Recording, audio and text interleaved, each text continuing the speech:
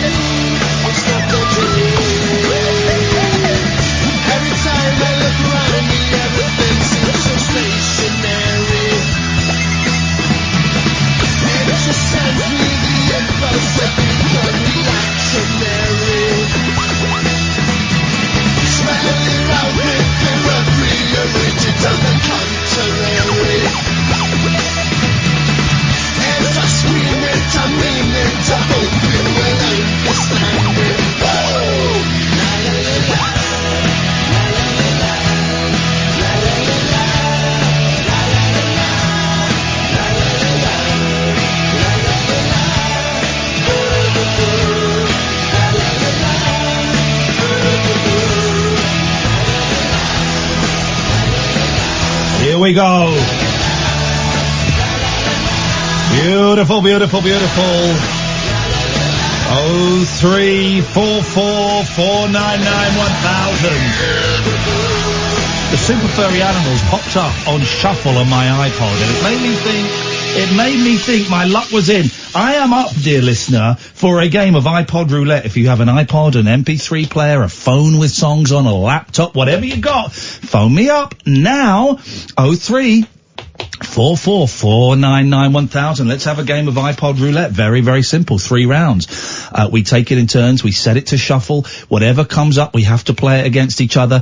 Catherine is the... Oh, that's you, by the way. Hi. Is the judge. She decides which song is the best. It's the best of 3. We each get 1 joker where we can go, nah, that song that came up, that does not display the magic, the wonder that I have on my iPod. I'm skipping to the next track. 1 joker. 03444991000 is the phone number. After 11, who have we got coming on the show, Catherine Boyle? We've got Camilla Constance, who is a sex therapist with a difference. The difference being she doesn't just talk about it, she'll watch you do it.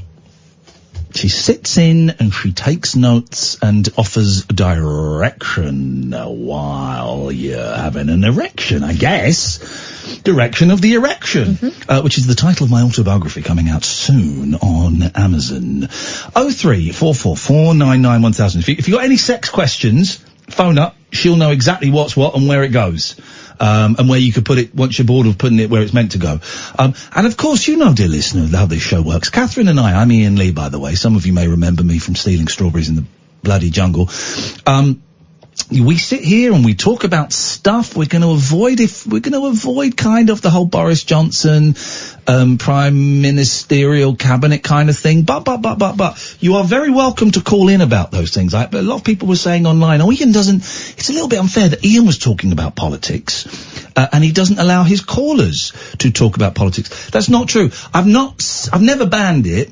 And I've certainly not said for well over a year, you can only call in about Brexit or Trump if you've got something new to say. You can call in about anything. I would suggest make it interesting. That's the only prerequisite what I done got. That's the thing, because on this show we'll let you know if you're not being interesting. Oh, yes. 03444991000 is the telephone number if you want to give us a call. Now, there's this MP, I meant to talk about this the other day, and I missed it, this Jared O'Mara MP, who I think I've heard of before, actually, because there are accusations of dodge pottery in that he would never turn up to the House of Commons to vote on stuff. He's an independent MP, I think. And I remember it being a big controversy a while ago that he wouldn't turn up to the House of Commons to vote on stuff. He says it's because he's disabled and they don't allow for disabilities there. But I heard a lot of people saying, well, no, and also he's never there for surgeries, and what has he achieved since being an MP? So I kind of was aware of him a little bit. There have also been allegations about, old tweets, for example, that he wouldn't want to stand by these days. Now, is that the what got him kicked out of Labour? The tweet, I think. And some accusations of inappropriate behaviour. Yeah. But the reason he popped up in our consciousness again this week is because the dude that was doing his Twitter for him, I think his PR as well, but certainly here's the story. The dude that was doing his Twitter kind of did a big rant saying, screw you, you're a prick is what it's up. Let me read the story. Shamed MP Jared O'Mara has blamed his idol Jeremy Corbyn for his mental breakdown and claims the Labour leader gaslighted in Parliament as he breaks his silence since his aide's resignation rant on Twitter. It was a beautiful thing to read, and it went all around the world. For some reason in my timeline, even though I'm not following them, I get lots of American comedians. It's because I said I want to see less of British comedians, and because I follow Neil Hamburger. So I get all these American comedians, some of whom are excellent. I've been retweeting some of them. And even they were tweeting about this Jared O'Mara thing. The former Labour MP, who now sits as an independent, was denounced on his own Twitter feed earlier this week and branded a selfish, degenerate prick. Now, I've been branded that on my own Twitter feed, but by me, because I have low self-esteem issues. In an explosive resignation posted on his official account.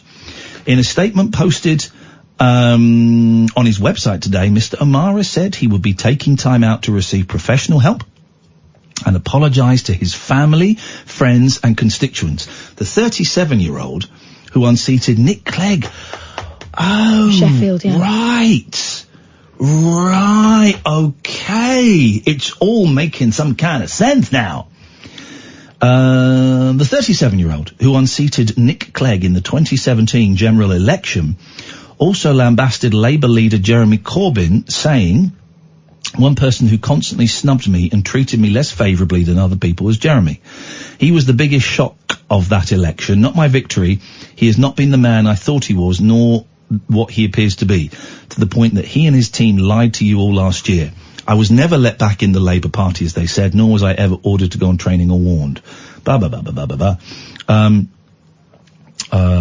He added that within months of him becoming the MP for Sheffield Hallam, Sheffield University, I want my joints back. The smears happened and he fell into a destructive nosedive. So here are the tweets. Here are the tweets. This is from Jared O'Mara's own Twitter feed, but done by his PR guy. Dear, I cannot and will not defend you and your vile, inexcusable contempt for the people who voted you in. You selfish, degenerate prick. I think. My fear is that now as I quit, the rest of the staff will leave, and once again you will close your office and stop helping anyone, but still take your wages until you have the decency to call a by-election. Leaving constituents desperate for representation again, no matter if they're having their homes taken away, their libraries disgraced, liberties disgraced, or being deported because of your inaction. Or disgracing their libraries. And it goes on and on and on. Now, I went to the guy's, what's his name? Gareth Arnold. That's the PR guy. I went to his Twitter feed, and his Twitter feed was then more, he alleged that Mr. O'Mara was an alcoholic, that he would smoke weed. These are all these allegations made by this guy, that he would smoke weed in like the MP's building. What would you call an MP's building? What, like the House of Commons? No, the MP's his building. His building in Sheffield Hallam. What would you call that? Oh, right. Surgery. No, he's not a doctor, he's an MP. What would you call it? His office. Thank you very much indeed. Smoking weed in his office, allegedly, and all that. Very explosive. These two have obviously fallen out big style. Very, very explosive. It's a strange old, Mr. Arnold, a blogger who rose to prominence. This is the guy that did the tweets in 2014 for his online trolling of the far-right political party Britain First. Also ripped into the MP in a series of scathing tweets from his own account. Mr. Arnold wrote, "I'm pretty sure Jared is asleep because he hasn't been in for a few weeks and hadn't replied to my WhatsApp. Oh, crumbs." And it goes on and on. You think it's a little bit dirty? A little bit mean? I don't know what the truth is. No. I just know that, I thought it was exciting. yeah, and that's the thing. You get swept along with it. I retweeted it because it was like, oh, here we go. Yeah, yeah. And I know that the Americans got excited about it because they would love for this to happen to Trump, yeah, for example. yeah. But I don't think this guy is Trump, and But an MP, a public servant, not doing their job. I think there's I think that's important that it's flagged up. Yeah. I don't know whether a Twitter pylon is the best way to do it, and I try not to get involved in those anymore. But this isn't a judgment. But I kind of You retweeted I retweeted it, yeah, So- and then I deleted it. And that, I think, says something about us as humans, Yeah. as opposed to you personally. I wasn't criticising you No. for doing it. I just thought it's interesting. It's interesting, isn't it, Yeah. how we react to these things? Because we've all been in a position where we've been working for someone who was a bit of a knob, haven't we? And so you see that, and the 12-year-old in you goes, "Oh, look at this!" Yeah. And then, I think there is- my 41-year-old kicked in and went, "You don't know what this is, really." Yeah.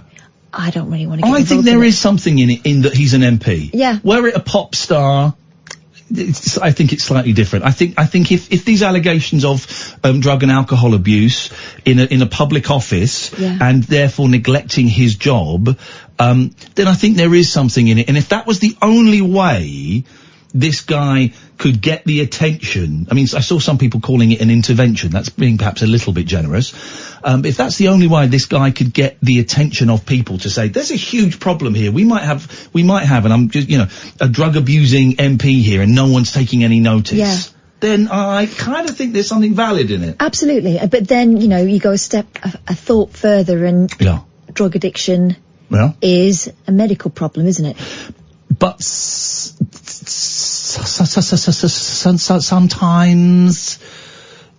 it is a medical problem, but others shouldn't suffer because of your medical problem. Yeah, I get it. It's a complicated one. There's no right or wrong. I just knew that the reason I retweeted it was not the purest. Titillation. Yeah. I get it. 0344 499 1000. You can call about that, or you can just call about how bloody hot it is today. And I want to play iPod roulette. We've got Martin queued up. We've got Alan queued up. It's the big calls from Birmingham are coming in. Birmingham, the city of 2019. This, dear listener, is the late night alternative. Catherine Boyle, Iain Lee, every weeknight from just after 10, it turns out, on Talk Radio. A star-crossed soapbox for sailor boys, stable girls, I'm on the edge. and stripper grands. It depends who you're with, and it depends on the situation. Late night speech radio with a difference. Thank you. The late night alternative with Iain Lee on Talk Radio. Let's do this. 0344 499 1000. Good evening, Martin. Hello, Ian. All right, okay. Sorry? Well, I'll come straight to the point, right? Yes. I've got £1,500 in a brown envelope. Okay. Crispy £20, £10 notes. Ooh. And I've got a proposition to make to you, which I've been thinking about for about a week now. I am in. Let me get the bell out. Okay. All right, let's go. Yes, first customer. Ian, I want to buy your bet off you that you've had at Rainbow George about the Eurovision Song Contest. Oh.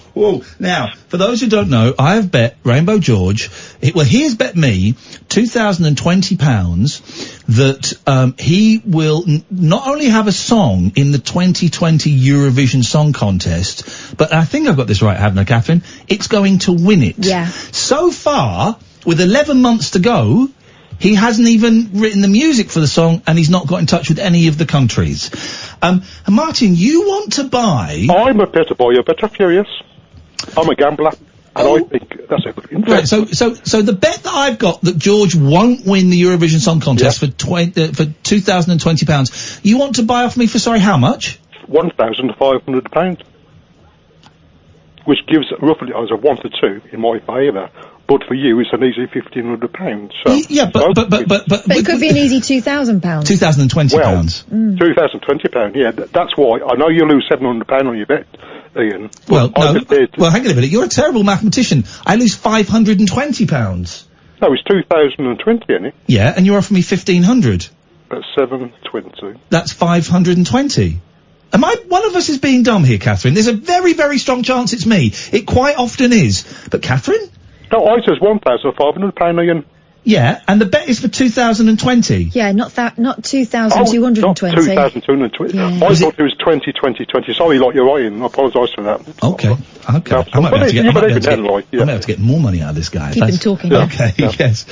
But why would basically, I'm just giving away £520. Well, that's why. You can cash in your bet now. Like, see, I'm a gambler, you see, like, and when you bet on football or golf, whatever, like, if after the first day, say in the golf, like, your man's winning, like, you can cash in the bet, like, or less than the money you'd get if you won.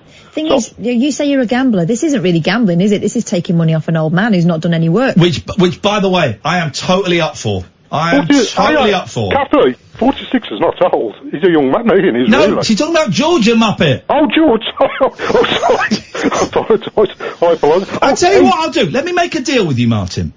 Yeah. This envelope full of crisp 20s and 10s. Mantelpiece. It's on my little desk now, like. Okay, well, you just said the mantelpiece and then you realise that burglars will be listening and so you've just made up a desk. Right. Here's the thing.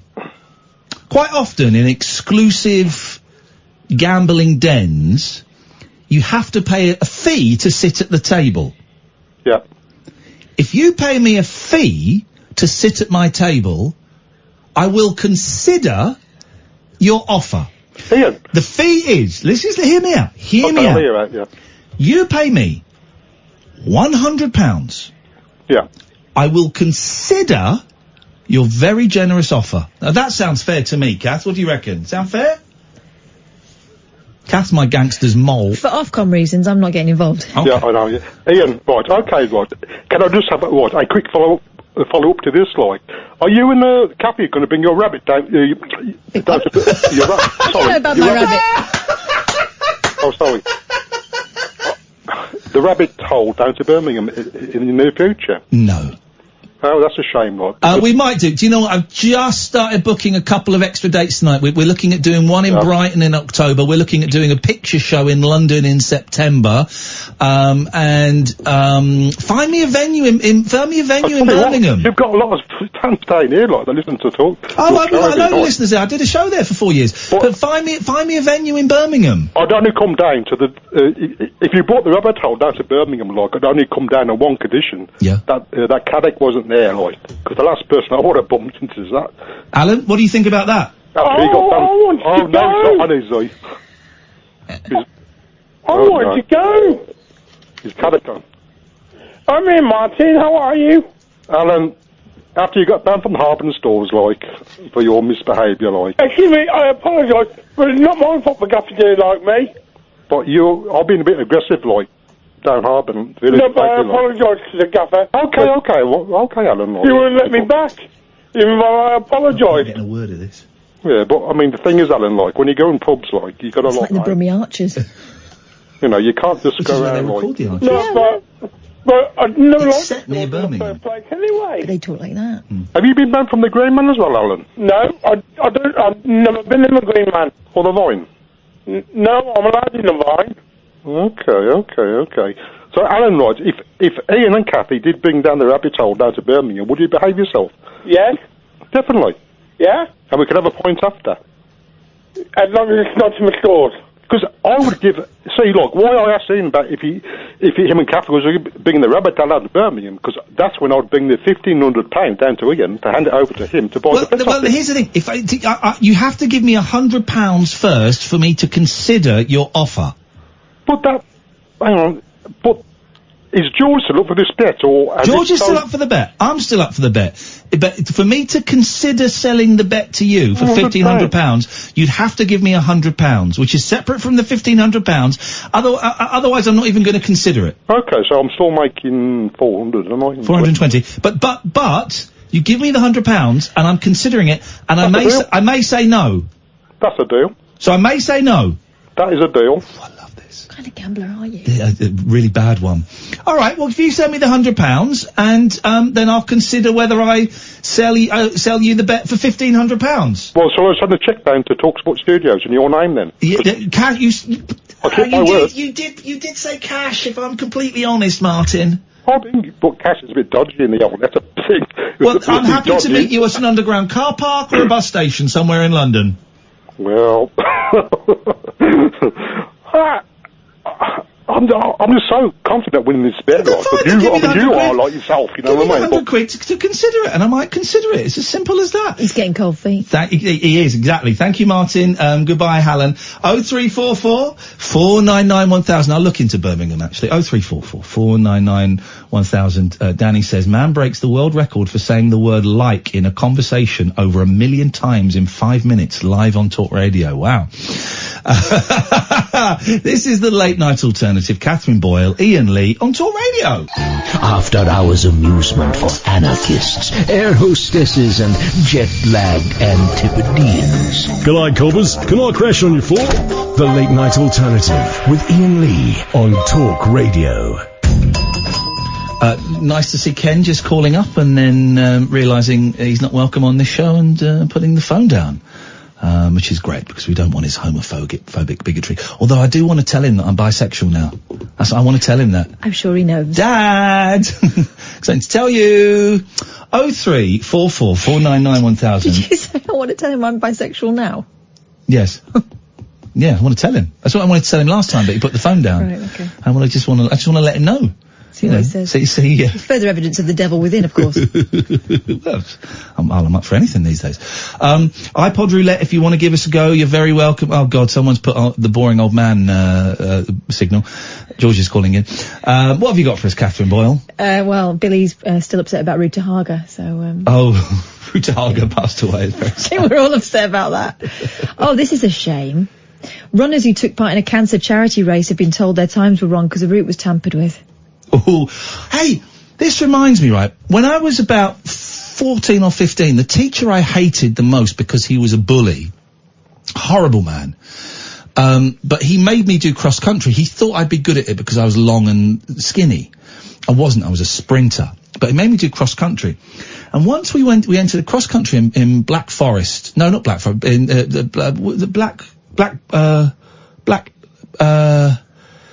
it's where they filmed Superman. It's where they filmed the Zod landing on Earth scene. Black Park. It's where they filmed Zod. Is this the planet Houston? I think was his line. It's in Black Park. Was that before he said kneel before Zod? Yes, I think so. And we had to do a cross country. So we did this cross country and we went like Billy-O. And I did really well actually. And I felt really good at the end of it. And we all these lads finished. About 20 lads finished. And then the person running went, no, sorry. You should have listened. We tried to call you back. We'd set the course out wrong. That wasn't the course. We've got to do it again. What, today? No. No, oh God, no, this was 30 years ago. And, we're like, what? 20 of us, but the other sort of 30 had heard that, no, come back, lads, come back. And so they hadn't done it. Jammy gets. And we had to do it again. And of course I came like last or something. I hate it. I hate the exhaustion. I hate the cold legs. I hate the feeling of nausea. I hate the stitch. I hate the people that like cross country. I hate it. It's torture. It's torturous. It should be banned in this country. It should be illegal. It's worse than what they do to journalists in Turkey. You were doing it wrong. What you need to do is get out of the teacher's eyesight. Eyeline. Yes. Slow down, carry on your conversations, what we used to do. Well, with the school cross-country you could, but with, here we go. This can be a phone-in that no one will go for. When you were at school, but you were legitimately allowed out of school for something, when we're in primary school, the cross-country would be, not just around the school track, but you'd also be allowed into the park next door, which ran past our house. So I could look at my house. Sideways. And we got to, sideways. And we got to run around the park that I used to play in. And that felt so decadent and so freeing that we were allowed out of school. 0344 499 1000. Moments you were allowed out of school legitimately. We used to walk to swimming baths. Oh, okay. Okay, we used to have and there, of course, there was a moment in exams where you were allowed to just go home afterwards, and it felt so wrong. Yeah, that was, I'm so glad I never have to take another exam in my life. There's nothing worse. You're good at exams. I do think there is kind of a certain brain set that is good at exams and one that isn't, and I could never get them. Here's what I did as well, and you could do this back in the day when you weren't paying for your own education. Yeah. I chose subjects that I was good at and that I found easy. Yeah. Because it didn't matter what you did, it was more where you went. Even at school, GCSE and A-levels, you were good at exams, were you? What did you get for your A's? Apart from math. For A-levels? Yeah. 3 A's and a B. That's incredible. B for general studies, which I didn't take a lesson. Now look how mature I am, because a year ago I'd have gone, oh, you bumlick. But that's brilliant. You should be very proud of that. It's a great inspiration for your girls. I did terribly. My first year, did 3 A-levels at school, and then I dropped one because I hated it, and they didn't know for ages I was only doing 2 A-levels, because the message didn't get passed on. And then they found out and I had to do another GCSE. So I did geography, history and English. I dropped geography.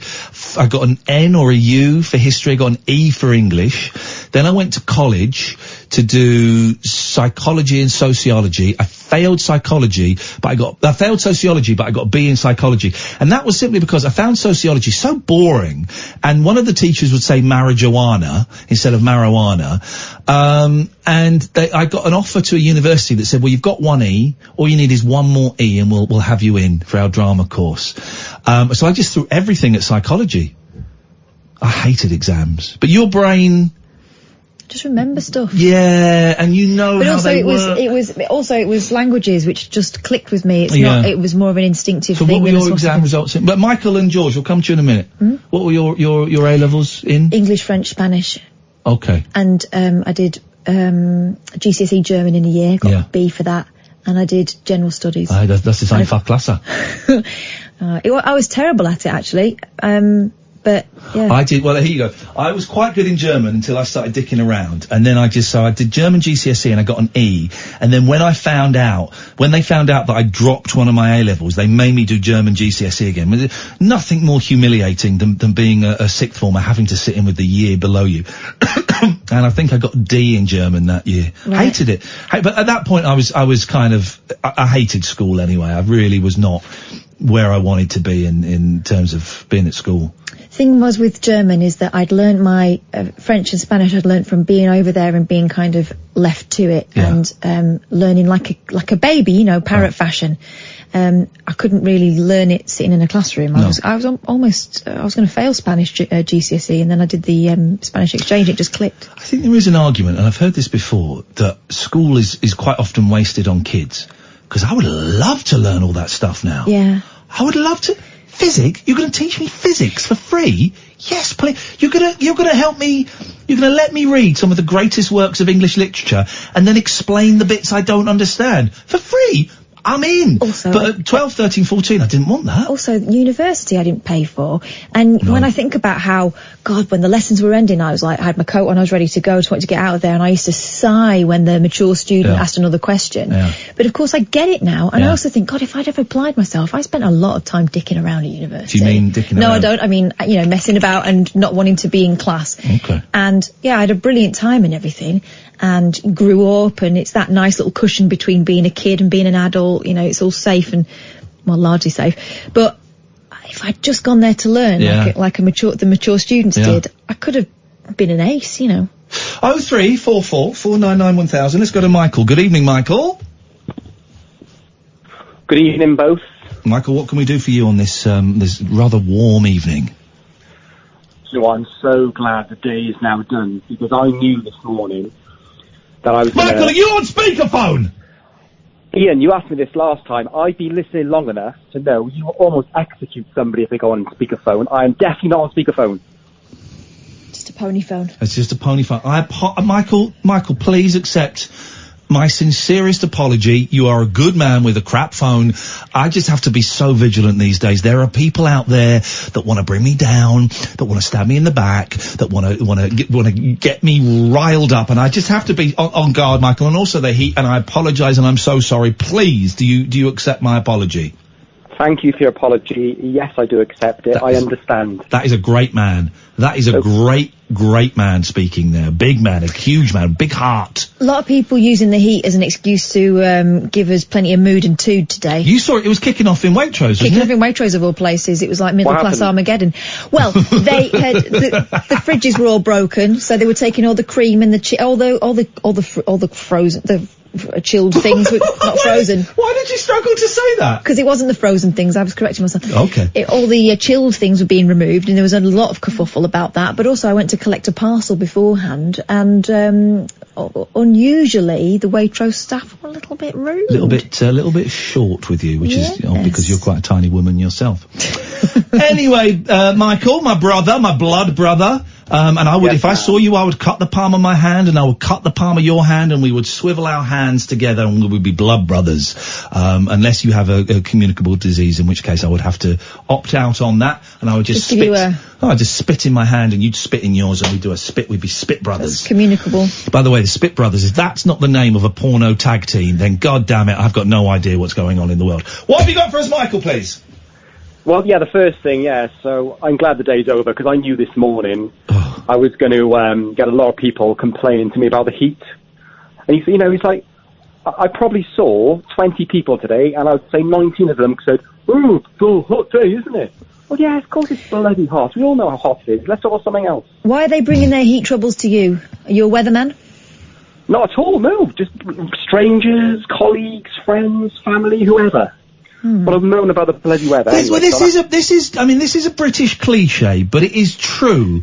Whenever we do obsess about the weather, and I've been thinking about this a lot recently because I've had these conversations as well, Michael. When you pop into a shop or you complain about the weather, and I think it's nervousness because no one knows how to make small talk. Really. So the weather here is very changeable. We have, extreme heat, extreme cold, wet. It's very changeable and it can change from hour to hour. And we don't know how to make small talk. So if you're going, can you get me that pint of milk, please? Then you've got that 30 seconds while they walk over and then walk back. It's an awkward moment. So why not go, isn't it hot today, eh? Go on. I'm going to blow your mind. Yeah? Spanish people complain about the heat as well. Really? Mm-hmm. But the rain in Spain falls mainly on the plain. Apparently so. My friend's from Seville, and it is baking hot there every August. Yeah. Every August. Too much. And you show me one Spanish mother who doesn't go into a shop.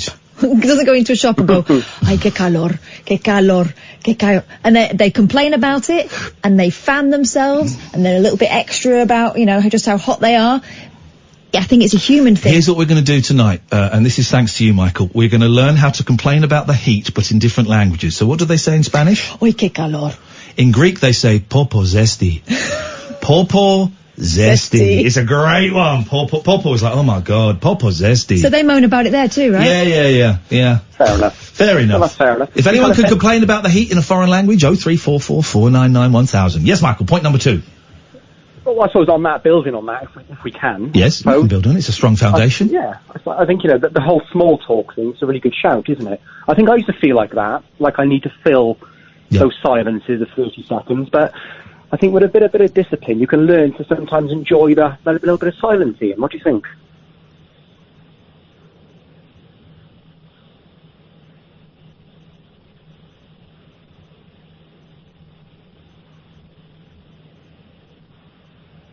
You tend to agree. You cracked first. I tell you where they do like silences. Japan. Small talk is rude, isn't it, there? I don't know if it's, I don't know if it's rude. I've not heard that. It could be, but I've been to Japan. I've been lucky enough to go a few times, and I've got a few friends over there, Shinamix and, Sayako and a couple of others.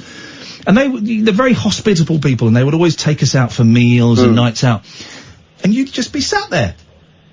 Order your food, and you'd just be sat there in silence. And of course, me and it was my wife at the time. That's uncomfortable to us. So we'd be making all this conversation, and now looking back, it was quite uncomfortable for our Japanese friends that we were there just gabbing, and they must be thinking, God, they don't shut up, those English. Talking about the weather all the time. These bloody Westerners, they don't know when to shut up and enjoy their food. That's what exactly. Shut up and enjoy the lovely, delicious food that we're providing for you. That's it. Was there anything else, Michael? I want to ask about the record you're planning on releasing, because I'm really intrigued. Okay, well, we have... You got any ideas? This is what's happening. Catherine and I will be releasing a 7-inch vinyl single. The first 100 orders of that 7-inch vinyl single will receive a platinum, it's actually grey, but it says platinum on it, a platinum laminated membership card. Those cards have been designed, they are different from the normal membership cards. There will only be 100 of them. There will only ever be 100 of them. Those cards were designed today in a very, very long online session on Vistaprint. They have been ordered. They will be with us hopefully next week. And the first 100 orders of that, of the record, we'll get that card free, laminated. We're going to take pre-orders. It's going to be a 7-inch single, and the B-side is probably going to be Talking, and for the A-side, I think we're going to do a song, but I don't know what the song is going to be. It's going to be me and Kath. We might get Sam on there as well, and it's going to be awesome. That sounds cracking. Have you thought about, content-wise, for the A-side? Yes. Maybe something, I don't know how you get away with it legally. Let's say, for example, you use Perfect Day by Lou Reed, yeah? Yes. And you get callers, callers that we know and love in this current time to kind of do a line each or something. It can't have anything to do with the radio show, really, can it? I don't know. I'm asking you, Kath. All the No, we wouldn't be able to lift content from here. Well, no, we wouldn't be able to lift content from here, but you could, Catherine. That's an excellent point, Michael. Catherine could spend a couple of days driving around the country, going to Birmingham, meeting Hallen, going to Maidstone to meet Nigel, and you could travel all around the country and record. Better idea. Yes? We do it at the rabbit holes. Yeah. No, I think the better idea is you... being alone with various people I don't know. Yes, I think that's a great idea. Yeah, like I say, we do it at the rabbit holes. Michael, we're going to look at... It's a thing that we're kind of working on at the moment. We're looking... Thank you for your call. 0344 499 1000. On the subject of being legitimately sent out of school, not for a school trip. Lady Jane says, I was sent to the shop to get milk for teacher's tea. Always went into my dad's butcher's on the way where he would give us money to buy cola cubes. Or sherbet... Now, she's put sherbet pups. She must mean sherbet dips. Yeah. Or dib-dabs. Dib-dabs. Imagine that, getting sent out to the shops to buy milk for the teachers. Flippin' heck, man. Back in the day, wasn't the teachers' staff room, didn't it just stink of coffee and fags? When you had to knock on the door to get something. They loved it. And they would open the door and it'd be like, stars in their eyes. Oh, terrible times. 0344 499 1000. This, dear listener, is Talk Radio. Dead of Night Discourse for disco queens. I'm related to Jedwood and Dolly Parton. Dairy farmers and distant fathers. Yeah, well. The Late Night Alternative with Iain Lee. Doing lots of things that we don't know about, we can't control. On Talk Radio. Yes, great. 0344 499 1000 is the telephone number. Rachel, who is sending us loads of ideas for venues in Birmingham, thank you. Can you save it, because I'm not going to see all these tweets, so save them and then maybe put them in one tweet or something. I'm thinking, actually, Catherine, of opening, it's not yet, of reopening Iain@iainlee.com, the email address, and us both having it. Because actually, I'm thinking in terms of what we've been talking about privately. Yes. And this, it might actually be quite useful. Okay. So, would you, does that make sense to you? But we both have it? Sure. I'll speak to the people, so, because it just means it's handy for stuff like this. Hang on a minute. On being sent out of school legitimately, Nellie says, on a school trip, I was asked to get a packet of ham at the spa near the youth hostel we were staying. The teacher was impressed by my speed. Okay. The teachers say that just to make you do stuff. And fa troppo caldo, says Stephen. Fa troppo caldo. That's right, exactly. It's too hot. It's exactly what I just said. Well. Fa troppo caldo. What language is that? Italian. Okay, that's exactly what I just said. Let's go to Sven. Good evening, Sven. Hello, mate. Hello, Kath. How you doing? It's fine. Are you sitting in one of those caves under a waterfall? Well, close to. I'm on a train. Okay, you're on a train. Are you eating a Viennetta? Okay, this isn't going to last long. What have you got for us, Sven? I don't really know. Okay, thanks very much for your call. 0344. What you've got for us is a very muffled line. Go on, what have you called in for, you muppet? I just wanted to say hello. I last spoke to you when you were on another radio station years ago. Which one? LBC or Absolute? It was Absolute. Absolute. Okay. What did we talk about? Let's see if I can remember. Well, you were talking about guys in polo shirts putting their collars up. I was talking about what? Guys in polo shirts putting their collars up. Oh yeah, but I saw someone doing that the other day, like an absolute twonk. His collar up. What a loser. It's not good. No. No, I don't cater for it. But anyway, that was the subject back then. But I'm just phoning up to say, all right, I'm on a train. It's hot, and well, I don't know. That's about it, really. You're feeling a little bit lonely. Why have you not called in for the last 10 years? What's wrong? What's going on? I think the reason for that is kids. Oh. I had 2 kids, you see, and now I'm allowed out. Yeah. I can now catch up, and I've been listening to your podcast and all that sort of jazz. Thank you, man. You know. How old are the kids? Well, the eldest is going to be 7, and the youngest is going to be 3. Magic ages, man. Absolute magic. I'm hearing you. Yeah, they are awesome. They keep you on the straight and narrow. I haven't seen my kids for a couple of weeks. They were away with their mum, and I had to pick them up from like a club today, and I had them for a couple of hours. And they live in Windsor. And I said, we got a choice, guys. We can go home. They were really tired because they've been in like a games club all day, sports club. Yeah. And I said, we can go home, we can go to the ice cream parlour, or we can go on a boat trip. And the eldest went, oh, can we go home? And youngest went, boat trip! So I said, all right. And we rented, just for half an hour, one of those little, putt-putt boats, going up and down the River Thames. Yeah, yeah. And they loved it. And we'd been before. The last time we did it was a year ago, and I crashed. And I stalled the motor, and we had to get the stranger to come and rescue us and start the motor and pull us off. Excuse me. And so they were really nervous. But today, they were 7 and 9. They were doing the driving. I sat in the back for a bit of it. I sat in the back. Did you do backseat driving though? No, do you know what? I didn't. I let them do it. And every now and then, I would just go just a little bit to the right. My eldest was cool with me sitting in the back. My youngest wanted me to sit next to him, and if a boat was coming the other direction, he said, Daddy, can you do it now? And I'd just steer it ever so slightly away.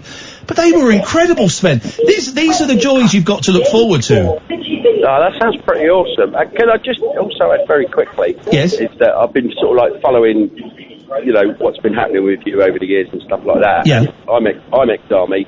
And I suffer from mental health issues. And can I just say, you putting it online, that has helped a lot of people and helped a lot of my mates. So I'm really appreciative for that. Thank you, mate. That is a very kind thing to say. And for reasons I will not go into publicly, that means a lot more than you might think. So thank you very much, brother.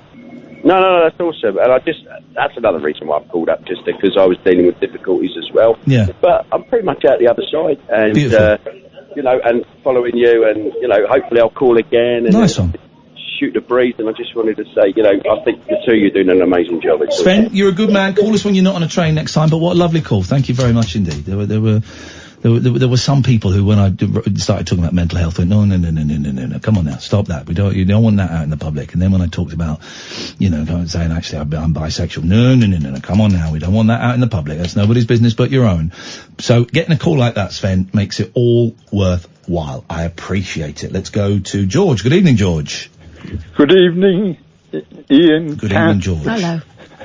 I was listening to your caller and our bet and all the rest of it. Yes. I would really love you to do the sensible thing and phone the special bets department at William Hill's or Ladbrokes and put £1,000 on. I'm sure they'll give you 100 to 1. And okay. I'm not going to, but thank you for the advice.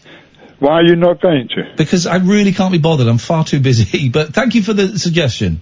I'll tell you someone who'd be up for doing that. Say hello to my good friend Gatford. Hello. Gatford. Hi George. Hi Iain. Hi Kath. Hello. What's up, Doc?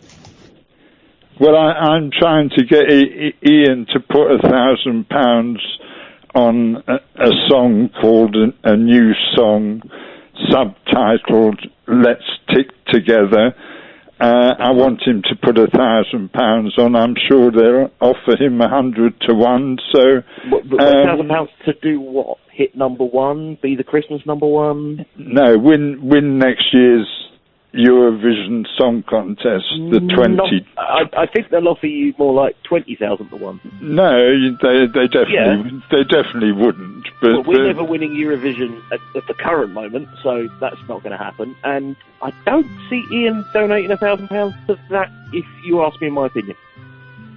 Yeah, but if he loses the bet, he gets £2,020 from me anyway. So that's not a legally binding contract, George. That's just you saying it. That's just me saying it. No, that's not a legally binding contract. You're not going to write him a cheque and date it the date that the record is supposed to win the Eurovision, and then he can cash it. I don't think you are understanding the simplicity of what I'm saying here. Iain stands to win £2,020 from me if this song doesn't win the Eurovision Song Contest if he goes next year. Into a betting shop and puts a bet on with William Hill, he's got a contract with them because they got a bit of paper or whatever it is they do now, receipt, and he can go in and go, I've got this, and they have to give him the money. Yeah, so you're not William Hill. I'm not William Hill, but I am Rainbow George, and I am. Yeah, I can't visit you on the high street, Rainbow George. You're not a betting shop. I'm not a betting shop, but you could put £1,000 on and win £100,000, the key word that you're looking, the key word in that sentence, George, could. Yeah, well. Why would Iain take that risk? He's got 2 kids, you know. It's no risk. What do you mean no risk? It's betting. It's gambling. Of course, it's risk. It's no risk at all. Of the word risk. No risk at all. You look up the dictionary, it's the definition of the word risk, apart from the popular board game. No risk, because if the bet loses, he gets £2,020. No, George, he doesn't get that money. Why doesn't he get that money? Well, because you're just someone who rings the radio station and says, I'll give you £2,020, as that's not legally binding.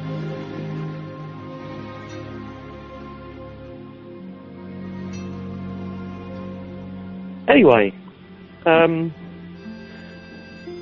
rang up to talk about when I was let out of school once.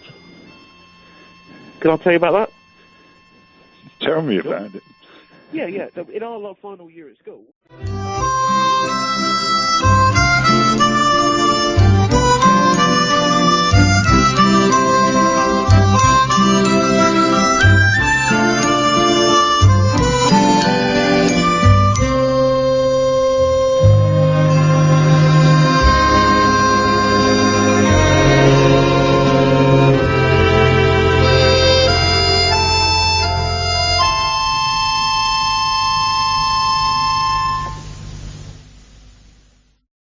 The Late Night Alternative with Iain Lee on Talk Radio. We have ways of making you talk. Well, I'm not the kind to kiss and tell, but I've been seen with fire up. I've never been with anything less than a 9. So fine, I've been on fire with Sally Field, gone past with a girl named Bo, but somehow they just don't end up as mine. It's a death-defying life I lead. I take my chances. I die for living in the movies and TV. But the hardest thing I ever do is watch my leading ladies kiss some other guy while I'm bandaging my knee.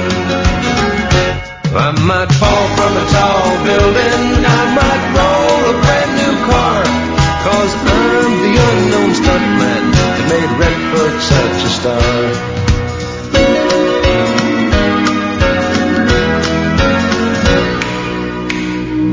I've never spent much time in school, but I taught ladies plenty. It's true I hire my body out for pay. cotton burned over Cheryl Teague's blown up for Raquel Welch. But when I wind up in the hay, it's only hay.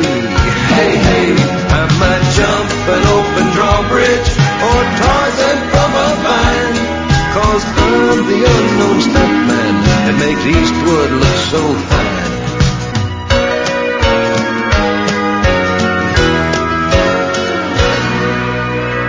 Just realise I do a strange thing when I'm in a rush and I want to open a bottle of drink. Look what I'm doing here. What am I doing that's different? You're turning the bottle rather than the lid. I'm turning the bottle instead of the lid. To drink my flat Coke. I've got flat Coke because my stomach is not in a great place. I turn the bottle instead of the lid. Good evening, dear listener. The late night alternative, Monday to Friday. Iain Lee, who are you? Catherine Boyle. Tell us about our next guest, please, Catherine Boyle. Well, Camilla Constance is someone we read about on the online papers the other day when we were going through some of the sexy stories, let's be honest. I don't know if it was necessarily a sexy story. This is a very sexy story. It was sexual. I mean, this is from the Mail Online. Mother who spiced up her 16-year marriage by taking 2 lovers and having a string of flings with both men and women is now a sex coach who counsels couples while they are in bed. Now, that's what caught your eye, let's be honest. The thing that caught my eyes of my head, of my face, was the thing about sitting in while people are having sex and perhaps critiquing them. Giving them some pointers. I don't know if she holds up scorecards at the end of that, but we'll find out. We've got Camilla Constance on the line now. Good evening, Camilla. Good evening. No, I don't hold up scorecards. It's an idea. I don't know if you blow a whistle if they go in the wrong hole. I don't know. No, that's not how it works. Tell us how it works. I found it fascinating. Go on. We'll do the background in a bit, but one of these sessions, how does it work? Well, so my whole approach to sex and sexuality is it's all pleasure-based, and it's all about, is it kind, is it beautiful, are both people having a really deeply wonderful, pleasurable, gorgeous, delicious time? Very often when couples come to me, one or other of them isn't having a gorgeous, delicious, sensual, sexy time for all sorts of different reasons. So really what they're doing is I'm creating the space where they can come into the space and I can identify, because very often within a couple, because there's all this, I'm being careful with my language. Thank you. There's a lot of conditioning that is not helpful. When you say conditioning, do you mean stuff that they've learnt as kids and older about what sex and what relationships are meant to be? So to begin with, we as parents don't talk to our kids about sex at all in this country. Yeah. We wait until they're teenagers, till the right time, and then that right time, they're too embarrassed to talk to us about anything, let alone sex. Yeah. So parents don't have the dialogue. Schools are no longer having the dialogue. So and then there's a background of conditioning from the church and from society about how girls should behave and how boys should behave and what's expected. But it's all kind of subtle. It's all these subtle, discreet messages that no one actually kind of has the conversation. And then to top it all, where do young people go to learn about sex? They go and learn about it from porn. Well, this is the thing now. I've got 2 boys who are 7 and 9, and Kath's got girls of similar ages. I'm so worried about them learning about it from, I watched porn when I was 14, 15, but there was one tape that went around the school. Right. Now they're going to have it. It's all full, hardcore, stuff we couldn't see in their pockets. It's in their pockets. Yeah, and it's not a helpful message, and it's not It's not kind sex. It's not loving sex. No. And when I say loving sex, I don't mean sex has to be in the context of a committed, loving relationship, because as you know, that's not my background. Well, it was, but then it was also, I think a one-night stand can be deeply loving. It can be a beautiful, intimate connection between 2 people. And sex can, and so a lot of what I work with a tantric philosophy. It's very much about connecting the heart energy with the sexual energy, and that's what I bring to couples in the bedroom. So when people come to me and they say, actually, we're finding it really difficult to have this conversation together, we find it difficult to be together, we find it embarrassing, we just don't know where, it's just really awkward. But then if they're finding it difficult, I have been in sexual relationships where neither of us have been very good at communicating. Yeah. And I have been in, I would say, one sexual relationship where actually there has been an honesty and an openness and a real... There's been no shame. That's the thing. There's been no shame around it, and we've been able to say, I wouldn't mind having a go at this. Would you fancy that? Would you? But if a couple are having trouble being intimate with their partner, how on earth do they then get the confidence or the courage or whatever it is to go, well, I know, let's go and see Camilla and let's get Camilla to sit in with us and she can, because the initial reaction is the sitting in is very much at the end of the process. Okay. So really, by the time it gets to the point where they might want to come and actually work with me in person, we've developed a relationship. Right. Through Skype or Zoom. We've been working online for a while, or we've been having sessions in person, but not in the bedroom. Say. Yeah. And then it might just evolve, and they just kind of get the question that comes from them. So it's never something I suggest. I don't ever suggest them, hey, do you know what I think we'd be really good viewers if I come and join you. Right. And that never comes from me. It's kind of, it'll come out of, could you help with that? Or could you show us that? It's very often, could you show us that? So I'll be trying to describe how to stroke or how to touch, and I'll be describing how our bodies are fairly similar and different, but it's similarities that actually is where if you know your own body really well and you know your own pleasure really well, you can ask much more easily your partner what to give you, but also you have an indication of what he or she might like because you know your own body. And if it pleases you on your body, because our bodies aren't actually that dissimilar, you will know how to please somebody else, and that is so much easier to show them in real life. Why are we so embarrassed about sex? I say, I'm 46, and up until the last last year, I've been too embarrassed, ashamed. I mean, there are things that happened to me that were when I was younger that kind of conditioned me, a little bit of abuse, seeing my dad not being he didn't abuse me, but seeing my dad not being great around women and the way he treated them. And I've learned all of this stuff about being ashamed and too afraid to say to the person I'm supposedly in love with, could you put your finger there and do you mind if I lick that? Yeah. And we're ashamed. It's a really tough thing to say, isn't it? But as you say, it's the conditioning, it's the way you're raised, it's what's modelled to you. So one of the what I hope, and I don't know this yet, but what I hope is that because of the journey I've had whilst my kids were quite young and as they're growing up, and I've been very open in ways that some people might find uncomfortable, but for example, I was not at all uncomfortable about that Mail article being published earlier this week, because my kids knew it all. Your kids are grown up now, aren't they? They're 15 down to 11. Oh, okay, sorry, I thought they were older. Okay, no, okay, right. But there was no discomfort to me in the thought that they might see it, and as it is, they haven't looked for it and they don't want to read it because they're a little bit embarrassed by my job. But that's fine. But the point is that they couldn't, if they did go to look for it and find it, there would be nothing in there that they would learn that would upset them because they know it all already. You're brilliant. Let's have this conversation. I came out as bi a couple of weeks ago, Camilla, after doing... Oh, look at that! I got a celebratory cheer. There you go. Oh, that's such a celebration. Thank you. And I said it on air, and I've been doing a lot of therapy because of a divorce and because of loads of stuff going on. And we kind of worked out... It's such a healing thing for you to say and for all your listeners to hear. I'm sorry. Thank you, Camilla. And I said it on air a couple of weeks ago, and it got into the papers and all of that stuff. And most people were like you, were brilliant. And a couple of people said... You shouldn't be talking about that because my boys are 7 and 9. Your boys are going to find that. They're going to get teased at school. And I found it really confusing because everything I do in terms of what I reveal on the show, my kids are always, I consider my kids and how they're going to react. Yeah. And I feel that I am, by doing this at some point, we might have an awkward conversation at some point, but they're going to realise that you don't have to live a lie, that you can be open and honest and that there's no shame in this stuff. And I just was told by a couple of people, you shouldn't have done that. You're going to embarrass your kids and they're going to hate you, for that. And you know whose kids are going to be happier, more well-adjusted adults, don't you? I think so. And I notice I'm not saying definitely, because I'm still wavering a little bit, thinking maybe it was totally the wrong thing. Maybe it was a selfish thing to come out and say something like that. I don't know. It gives them permission. This is my very strong belief about my children, is it gives them permission. So I was having conversations about me being polyamorous when my youngest was 5. Right. And his response was, I have more than one friend in the playground, why shouldn't you? I was like, the bedroom's quite a good playground. Yeah, kids get it. And to them it was like really obvious. To them it's really obvious that you enjoy playing with more than one person.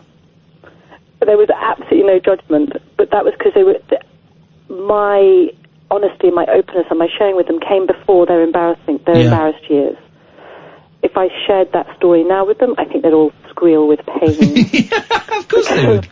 But then that's also part of our jobs as parents, is we've got to embarrass them a little bit from time to time. Yes, of course.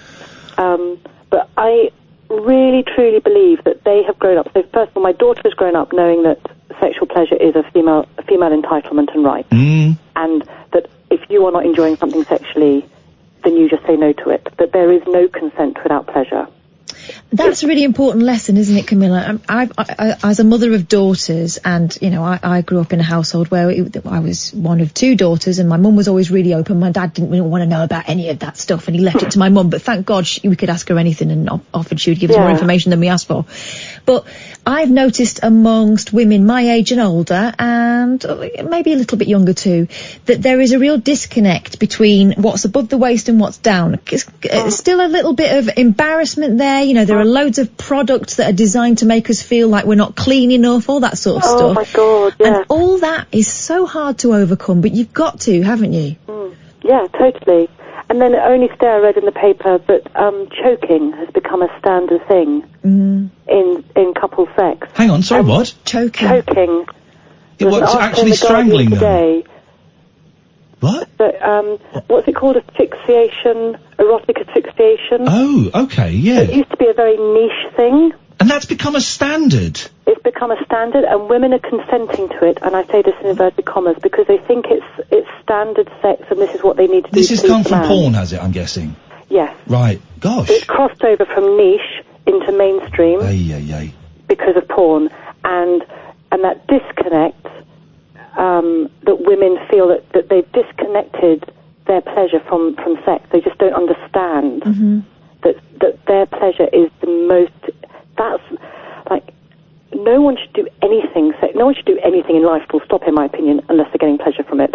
And I accept there are certain jobs we have to do and earn money, blah blah blah. There are certain, like, I really hate cooking and shopping and doing the washing up and all that, but I accept it's part of my role, and I just have to do it. But with sex, why would anybody do anything sexually that doesn't give them pleasure? It makes no sense to me.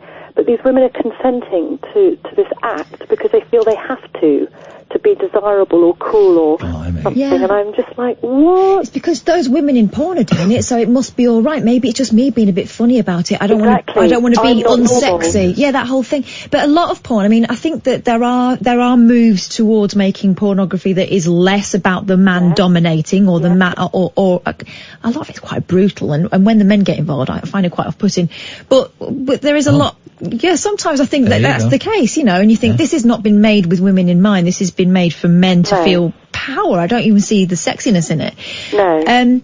But there are moves now towards making more kind of... There are some awesome feminist kind of porn, Yeah, really, really awesome women out there. But we're still a little way back, aren't we? The majority of it is... When did, we talk about this a lot, more than is probably healthy, Camilla. When did the stepdaughter, stepdad, stepmom, when did that become a thing? Incest for cowards. It's a really, you know, I look at porn and it's always the thing that comes up. This is a stepmom seduces her stepson. What? I don't want to watch that. Isn't it like the most popular thing at the moment? It's huge. No. This is where we are. I'm so naive. Oh, you didn't know that? We educated you.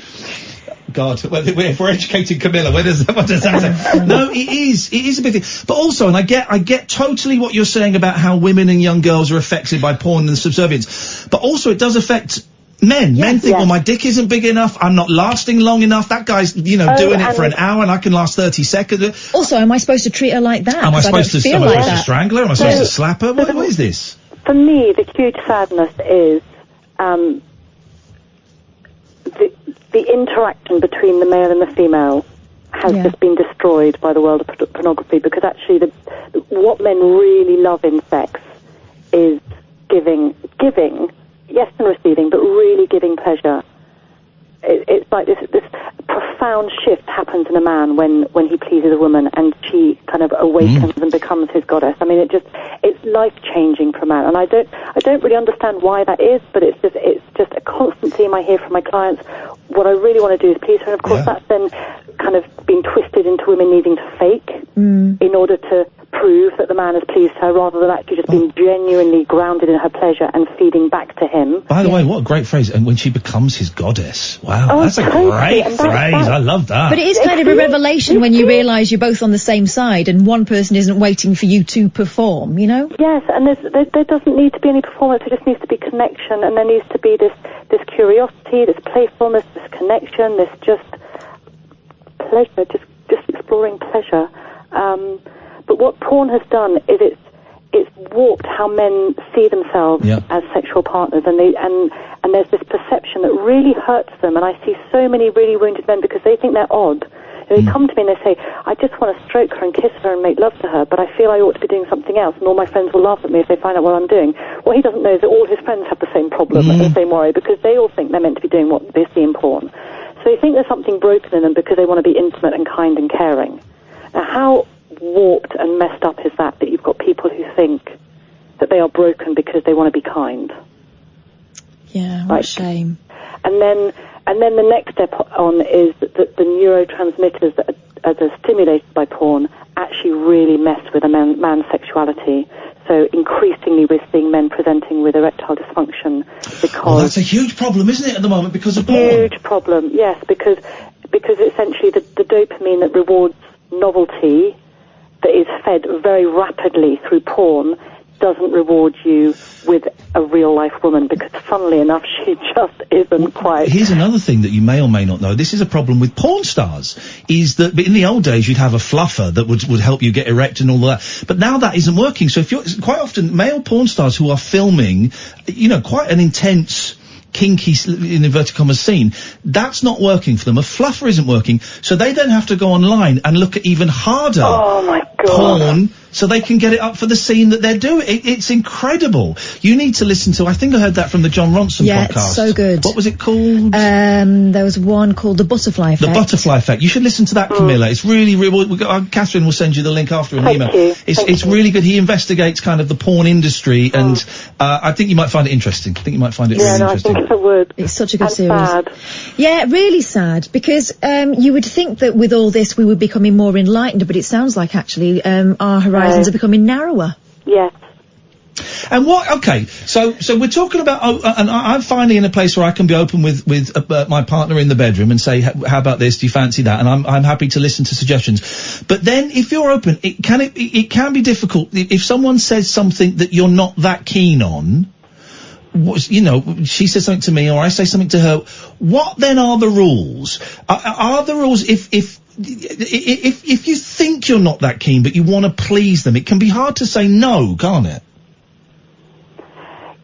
Yes, but what I'd throw back at you is are you genuinely pleasing someone? Right, yeah. If you do something that doesn't give you pleasure. It's faking again, isn't it? Yeah, and if the shoe was on the other foot, would you want to feel that someone was going through the motions for you? Exactly. Is it what I'm trying to get at, and this is, I don't have a specific example that I'm thinking of, and you're not trying, is it worth trying something that you're not, there may be things you're completely revulsed by, but maybe you go, I don't know, is it worth trying it because you might love it? So a really good example of this is feet. Okay, There are lots of men with feet. There are lots of men out there with foot fetishes. For one reason or another, men fetishize feet quite often. And they are embarrassed to mention this to their partner because they're worried that they'll be humiliated, they'll be shamed, that something negative will come back. Yeah. So what I think the first rule is that you create a safe space within your relationship where you can bring up anything, and then the response is always a kind response. So it can be a kind rejection. It can be, actually, I'm not very comfortable with you sucking my toes, but I don't mind, but maybe I'd be happy with you giving me a foot massage. Okay. To start with. Yeah. But the rule as I see it would be that the understanding is that you have a safe container in which you can raise anything, and you will be listened to with respect and kindness, and then that person will respond to you with respect and kindness. And I don't really want to use the word negotiate, but you have a kind conversation where both people can raise what they want and their concerns. So we do this in the coaching modality I use. We do this in quite a formal way where you would talk about your fears and your desires on a regular basis as part of learning how to communicate. So my fears in this situation are, my desires in this situation are, and always what I love about you as well. So loves, fears and desires. And that's a really good container. It's a way of formalising the safe container and talking really openly. Do you, when you're going back to kind of your job and stuff, and we'll plug all the website and all of that in a minute. It's really interesting talking to you, Camilla. Thank you. We'll have to get you in the studio one night if you're ever nearby. So when you're in a session with a couple and they're, I was going to say having it away. What a terrible, when they're making love. When he's uncovering her goddess. That's it. Thank you. She's better at this than me. That's a vile rumour. How does it work? Are you naked? Are you sat there with a clipboard? Are you definitely no clipboard? No clip. I said clip, by the way. How does it work? Are you hands on? Are you going? You might want to try it round that way. What is the deal? It totally depends on the couple, and it totally depends on what they've asked for and what they're comfortable with. So, I'm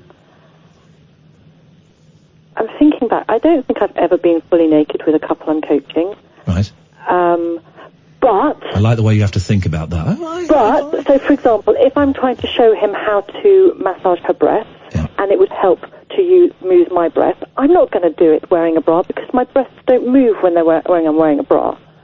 So I have no issue with nudity. I'm very comfortable with nudity, and if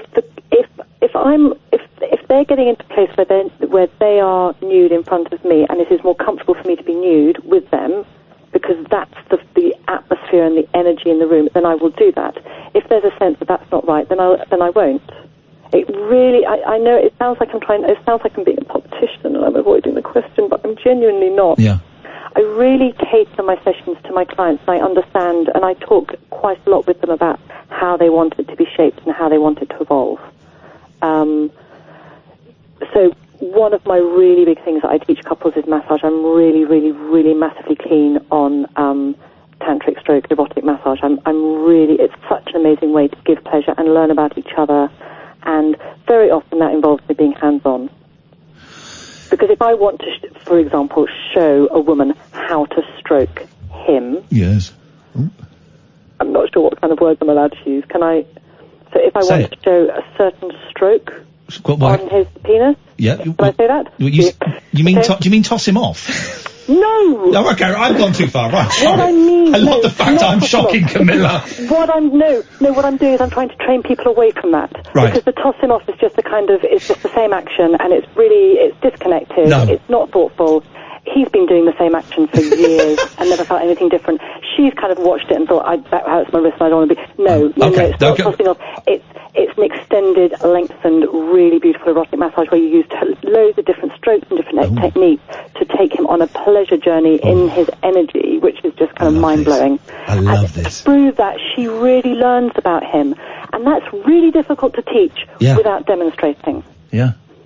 So I will do that, and then equally I'll show him how to pleasure her, and I'll say, this is the way to stroke her labia, not with your fingers, but with your palm, and I'll demonstrate it, and because when I do it, because I know how to do it and I do it really well, she'll quiver with delight, and he'll go, oh my God, you can do that, you can make us do that. Like, yeah, you can do that. Now do it.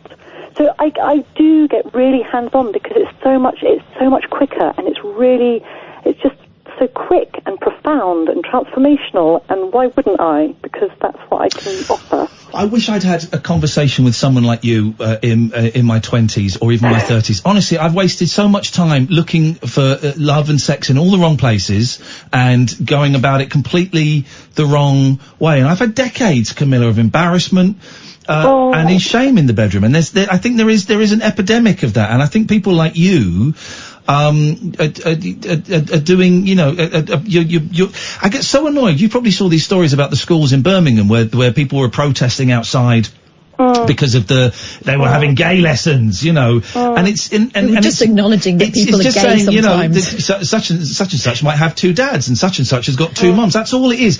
And people seem so afraid, and I think as a nation we're screwed up when it comes to sex. And I think people like you, Camilla, are doing great work, and that we need to be more open about sex and more. And yeah, you know what? It's kind of fun to snigger about it and be a bit carry on, but actually there is a lot more behind it as well, and we should just be a little bit bolder, perhaps. So, you know what, when you allow yourself to enjoy it, it is just the most beautiful, pleasurable, amazing thing, and it costs nothing. This is the thing. It's like we spend a fortune on meals, on booze, on drugs, on whatever. We spend a fortune trying to create actually what we can get for free in the bedroom. Yeah.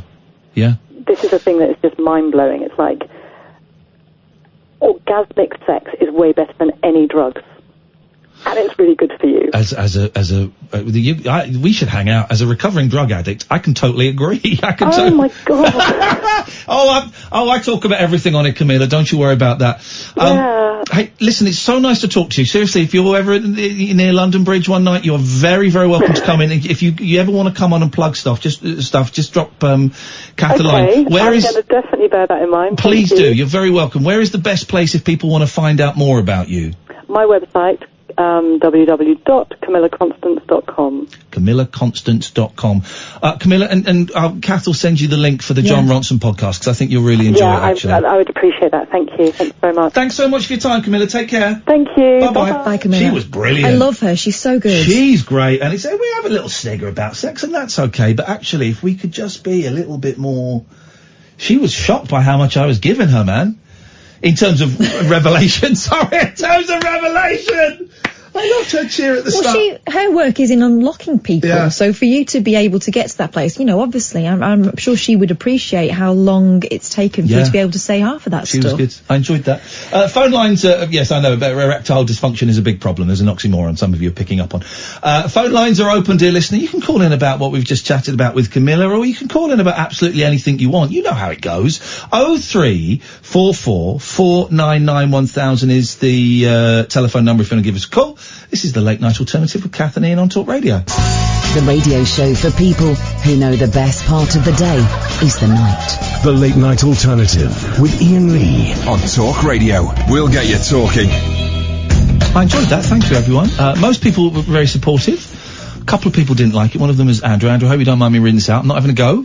Just reading it out. We had, just as a point, just to say that we've acknowledged your point and it is taken on board. Don't say point. Stop it now. Can we have a night without sex talk and innuendos, or not so much? You asked us what we think of the show and what we think is wrong, and this is my reply. I still listen to every show, and I've listened to you since LBC Sending Love. I appreciate what you're saying. I just, that was a particularly naughty chat. We've got a dominatrix coming on next week. Naughty? No, it wasn't. It was a healthy chat. This is part of the problem, that people get kind of squeamish about something like this. Well, I know, but I do get that we are very innuendo. We have big ones. Yeah. We have big ones. I take it on board, Andrew. Thank you. I don't know necessarily if we're going to change that, because it is a late night thing. I think if we were doing a drive time show, it would be significantly different. But thank you for your point, and thank you to everyone who enjoyed that. Let's go. We've got a couple of calls lined up. Nigel will come to you in a second. Let's go to Edwin. Good evening, Edwin. Oh, hello there. I don't think I've ever spoken to an Edwin before. No, it's you don't get that many. It's a great name. It's a great name. Let's bring back Edwins. Thank you. Edwin, you're in Belfast. Are you coming to our show on Saturday? Yeah, that's why I'm ringing in. Yeah, I'm coming on Saturday. I booked it today. Yes, mate. Thank you. And how many... So I'm really looking forward to it. How many friends are you bringing? 10, 15, 20? So you're going to, I will try to bring more people. So I'm only bringing one, but I'll try to get more before Saturday. No, I'm teasing. We get a lot of people that come on their own, and everybody is welcome. Well, thank you, Edwin. We're gonna put on the show of shows just for you. Isn't that right, Catherine? Definitely. Would you? I tell you what, Edwin. At the start of the shows, Kath and I like to sing a little duet. Sometimes. Yeah. Any ideas what song we should duet with, open the show with, on Saturday in Belfast? Tickets still available at iainlee.com/event. What song should we open with? What about Sonny and Cher? I Got You, Babe? We've done that before, haven't we, Kath? No, I've Got You, Babe. We've done Dead Ringer for Love. That's Cher and Meatloaf. Yeah, so that's not Sonny and Cher. Have we not done I Got You, Babe? No. All right, maybe we'll do that. Maybe have a little think, Edwin. What about an Irish theme? Although I can't think of one. Oh, I tell you what we did last time we came. We didn't sing it, but we picked up on that story of that bitter old... Twink. That would... Twink. Now, is she Northern Irish or Southern Irish? From Dublin. Oh, I don't even know her. Is she? Who is she? She's kind of like Enya. No, not Enya. She's kind of like sort of a Dana, but she went a bit rogue. She had a big TV series in the 80s where she blacked up once, and then she went a bit. She's on very bitter, didn't she? Her husband left her for a younger woman, and she didn't take it well, I think. Right. Okay. Yes. We'll have a think. So is this going to be live on Saturday or not? What do you mean? Is it going to be live? We're doing a video. We've recorded a film and we're sending it. No, it's going to be live. It's not going to be on the radio, but we will be streaming it on Twitch, and it will be a recording of our podcast, The Rabbit Hole. Okay. Which, if you haven't heard, go to Google The Rabbit Hole, Iain Lee, Kath Boyle. It's our podcast. It's like this, but a bit swearier, and people can phone in. The audience are allowed to take part if they want, or not if they don't want, and it's a good old laugh. Okay. Do you like people to dress up? Yeah, of course. Everyone. It's de rigueur. Everybody. We encourage everyone to dress up. What were you thinking? Oh, nothing. No, not. Whoa! Here we go. We got a party. Dressed down, is it? We got it. Well, here's the thing. We really wanted. No, I'm not going to say that. I'm going to keep quiet because I'm trying to arrange something for another show. Yeah, dress up, please, Edwin, if you could. We prefer people to dress up as superheroes or their favourite movie characters. Okay. Or famous murderers. What? Oh. There'll be a prize for the best. Famous murderers. There'll be a prize for the best murderer But how would costume. you even guess that? I mean, how do you know what a murderer wears? Well, I would recognise Fred West. I would recognise Harold Shipman's got a very distinctive look. Do you reckon? He's got a beard, doesn't he? Beard and very round glasses.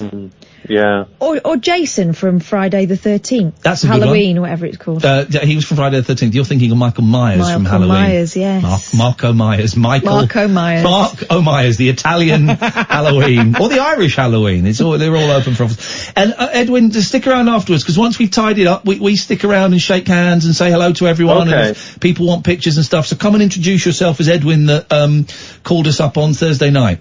Okay, I will. I'll have a think about the Irish duet as well. Nice one, man. Thanks a lot. Look forward to meeting you on Saturday. Bye, Ian. Cheers. See you Bye-bye. Saturday. Bye. Bye-bye. There we go. What a nice guy. This is the thing. But by the way, if you're coming to any of our shows, you're very welcome. Lots of people come on their own. I was teasing when I said how many you're bringing.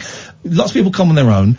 Lots of people come with their partners who hate us. That's fine. That is absolutely fine. Listen, it's a way of establishing a moment where you do something for them, and then they do something. Boys' own concert. Exactly. Or maybe they gift you in the bedroom. Who knows? Maybe they unleash your inner goddess. Exactly. So everybody is welcome. We have such fun at these shows, and I'm just starting to book a couple more in for later in the year. We're going to book a couple of shows in London before Christmas, probably a Christmas special party as well. I've got a date for Brighton that I just need to double check tomorrow. Going to do a Rabbit Hole movie club in September, hopefully. We're going to show My Cousin Vinny. So we've got a few, the machine is kind of being reactivated. We'll look at Glasgow later in the year as well. And anyway, 0344 499 1000. Let's have a break, then we'll speak to Nigel. The late night lip service for lovers, loners and lounge lizards. Yeah, well, where exactly is your accent from? The Late Night Alternative with Iain Lee I've forgotten your name already, excuse me. on Talk Radio. Some show tonight. Oh, I've got... I'm going to check something in a second that someone mentioned to me on Twitter, and I don't quite know what it is, and we're going to Google it live on air and find out if it's something horrendous or not. But before that, let's go to Nigel. Good evening, Nigel. Good evening, Ian and Catherine. Good evening. Hello. Good evening. Good evening, and welcome to Dracula. Welcome Good to evening. Dracula. Have you seen on the advert? Dracula said that, didn't The he? advert for Legoland. Legoland now has a Dracula character, except obviously they can't use Dracula. They can't use Count Dracula. Oh, they can't. What do they call him, Kath? Lord Vampire. Lord Vampire! They've got a new ride. They obviously didn't get the Dracula contract, so it's Lord Do you Vampire. remember that film, the later, the comedy vampire one with that, Leslie Nelson? Oh, do you know, I never saw that one. Dead Again. Yeah, you or know the one I something. mean, the man with the white hair, Leslie Nelson. Dead Again was Dead Again was a... What was the He's film? in Aeroplane, wasn't he? He was in Aeroplane. What was the film with the black vampire? It was like... Oh, I don't know. It was one from the 70s. Someone will tell me on Twitter. It was... Anyway. That's a long time ago. Long This time was ago. in the 80s, the Leslie Nelson What, one. you're saying the 80s were recent? My God, they were forever ago, man. He was funny, wasn't he, man? Funny man, Leslie Nelson. He was very funny, Leslie Neal. Dead now, isn't it? Did he die? Yeah, they all do. Yeah, sorry. butting in. I took your advice and contacted someone to get in contact with the advocate to see if they can do my phone bill for me. Excellent. Congratulations. That's a really good idea. It only takes one phone call, doesn't it? It's all it takes. Well done. That will help. So I'm waiting for him to ring me back tomorrow morning, and then I can discuss what we can do about it. Brilliant. But I had a cricket in the kitchen on the floor, and I thought it was a spider and nearly killed it. And it flew up and hit me on the shoulder, so I had to get it out the back door. It hit you on the shoulder? How much weight have you lost, man? Dear God, he's getting beaten up by crickets. They're ever so big, aren't they? They can be huge. But you put one in your mouth, didn't you, on television? I didn't. No, I didn't. You didn't? Fizz did from Coronation Street. I didn't put a cricket in my mouth. Oh, no, I've seen them do that. They anyway. do that. Yeah, some are huge. Some can be as big as a thumb. Well, this one was about an inch big. Yep. Yeah, an inch size. It was pretty big. Yeah. Oh, was it called? Someone's telling me it's called Blackula. Yeah, there is one guy. I was about to tell you that. Okay, Blackula. They've got big hind legs on them, haven't they, as well? What, black vampires? Hang on a minute, go on. The story of an African prince turned into a vampire by Count Dracula isn't only a seminal film in the history of African American horror, it's also an important part of the 1970s blaxploitation era as a whole, being one of the first and best entries in the movement. The 1973 sequel, Scream, Blackula Scream, is inferior, but still technically good enough to be on the list. Well, I know what we're watching on Saturday night. I remember The Vampire Lovers. The Vampire Lovers. That's a film by Roman Polanski. Lots of girls in that one. Roman Polanski, yeah, well, he would do. Yeah. That was quite a saucy, sort of sexy one. That was The Vampire Lovers. You know, girls kissing each other's necks and things. A bit sort of lesbo-ish. Okay. Bit lesbo-ish, is it? You can't say, come on, you can't say lesbo. You don't say lesbo. Oh, sorry, that's the name of the film. No, it's not. The film is not called Lesbo Vampires. No, but you know what I mean. It's not a great word. It's a great. Apologies if anyone was offended. Apologies if anyone was offended by that word. It's not where. I didn't mean to offend anyone. No, I know, but some people can still be offended, whether the offence is meant to be delivered or not. All right, Nigel. Anything else? Okay, I wanted to do your song tonight. Do it. Just go straight into it and let's do it. Let's have it. Yeah, Nigel's Time. I haven't done that for ages. Beautiful. Here we go. And my brother, if he's listening. Hello, Michael. Is my brother. Okay. Right. I'll go straight into it then, shall I? Do it. Yes. Yeah. Tuning in, calling up, talking to the nation, sing a song, melody. For your adoration, late night phone-ins, I'm keeping you away. Tell me about it. It's our time to shine. Up all night, it's entertainment time.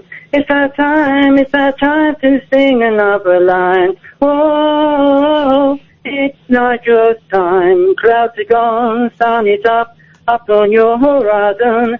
Safe at home, back on the phone to my radio station. Late night phone-ins, I'm keeping you awake. It's our time to shine. Yes, Nigel, thank you very much indeed. Excellent stuff. Let's go to, oh no, I tell you where we're going to go. We are going to go to Tom. Good evening, Tom. Hello, Ian. Hello, Tom.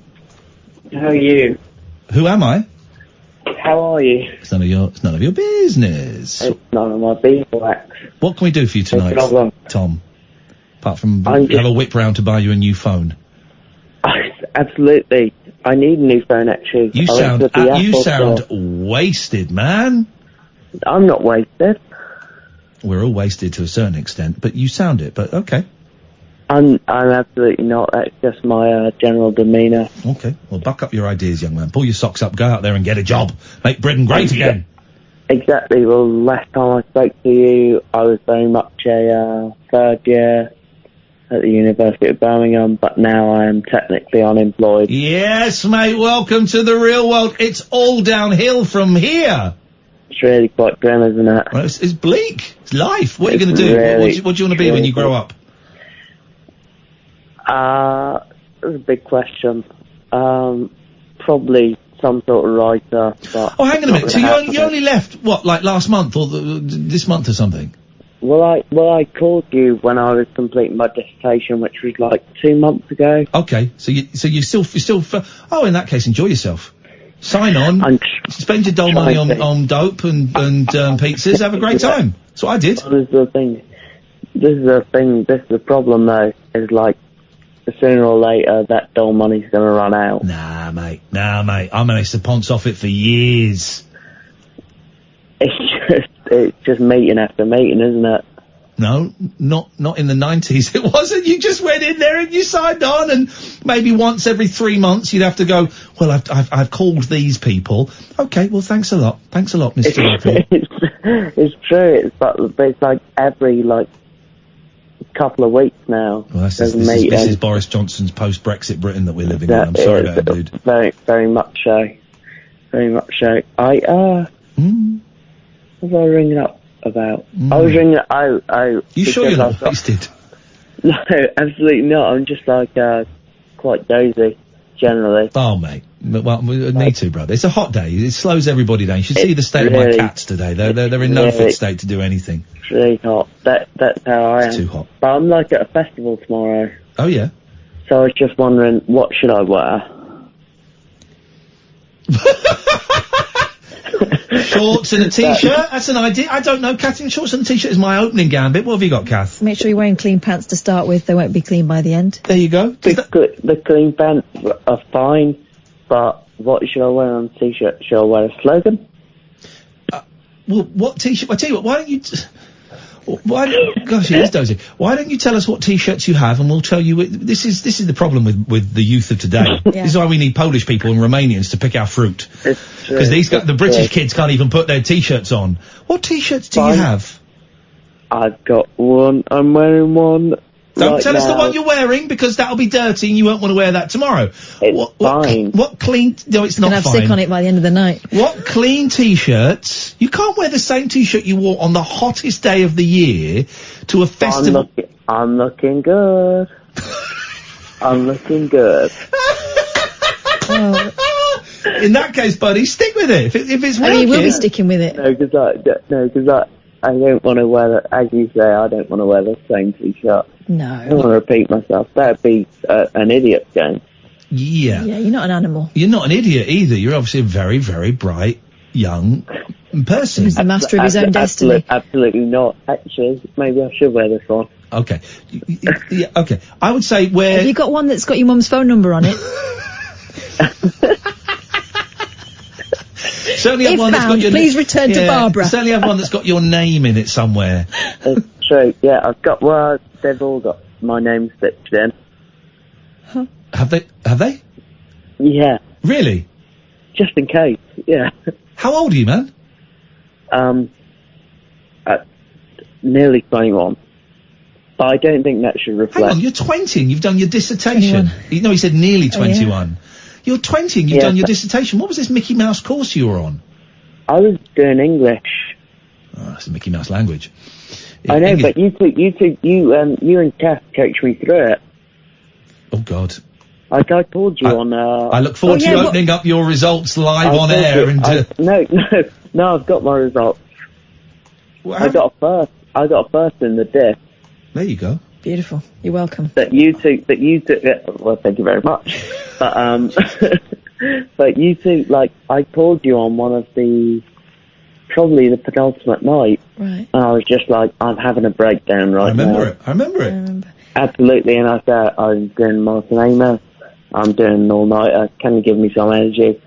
And we sent you energy. You nearly nearly. And here you go. Wear the blue t-shirt with the white pattern on. Absolutely. Nice one, Tom. Thank you very much indeed. Let's go to Andy. Good evening, Andy.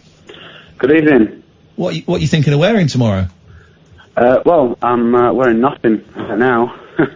It's not what I asked, dirty boy, but thanks for the image. Well, I want to talk about. Have you seen that yesterday? What? That film by... yeah, which film? What? I didn't watch a film yesterday. No. Yeah, the film called Yesterday.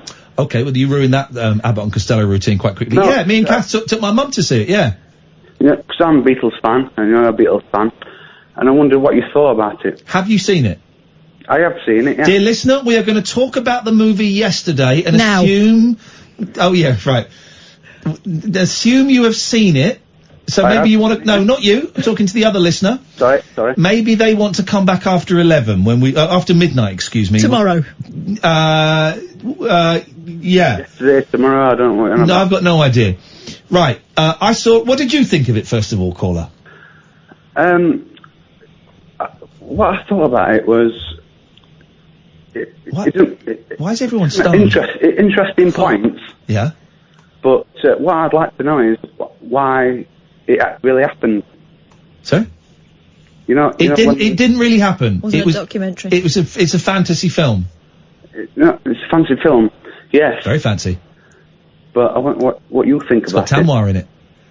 I liked it. I thought it was good. You want to know why the Beatles disappeared? Yes.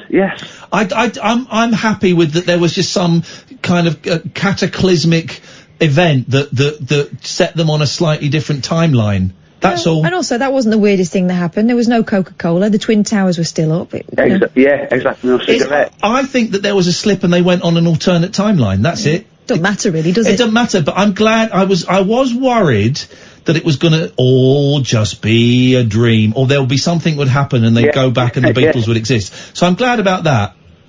Yeah, but the fact at the end he said, no, spoiler alert. Well, I think we've kind of spoiled it already. Don't worry. Well, of course we have, haven't we? That in the end he said, these aren't my songs. They're someone else's songs, but they weren't someone else's songs because they weren't around to make them.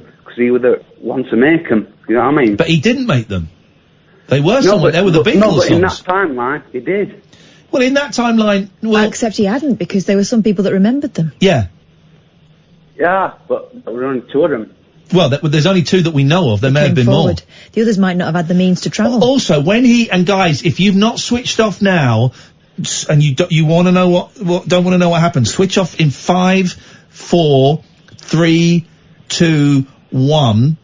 When he meets John Lennon, I think that piques his conscience. By the way, let me cut you off, sorry.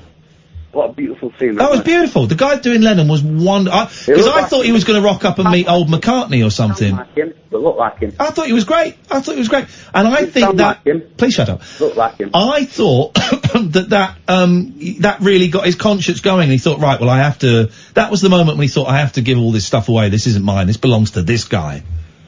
Yes, but in that reality, it didn't really belong to No, but in his reality, it did belong to him because he remembered it all. I know, but when you talk to John Lennon, he didn't write them songs. Yeah, but he did. That John Lennon didn't. That John Lennon didn't, but another John Lennon did. And he felt guilty.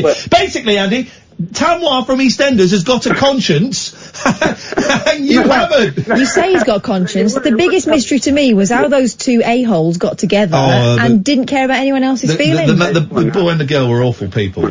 They deserved to eat dirt. I tell you what I thought was good in it. Yeah, go on. I thought Ed Sheeran was good in it. Oh, now then, right? You know when people train themselves in a film. Yes. Usually rubbish, aren't they? Yeah. But Ed Sheeran, he was great. They kept his line. Here's what I noticed: they kept the lines and the shots on him very, very short. Yeah. So there was no chance. I bet they did it 1 or 2 lines at a time, cut, set up for the next shot because it was all right. He had a little cameo performance in Game of Thrones, and he played himself there as well. Even though he was supposed to be like a slightly medieval-y type knight. He sang in that. Do you know who they offered that part to initially, Andy? The part of Ed Sheeran? Coldplay. Coldplay, yeah, Chris Martin from Coldplay. Chris Martin, yeah. He turned it down. Wow. Yeah. He turned it down, yeah. It was a good film, Andy. Quite rightly.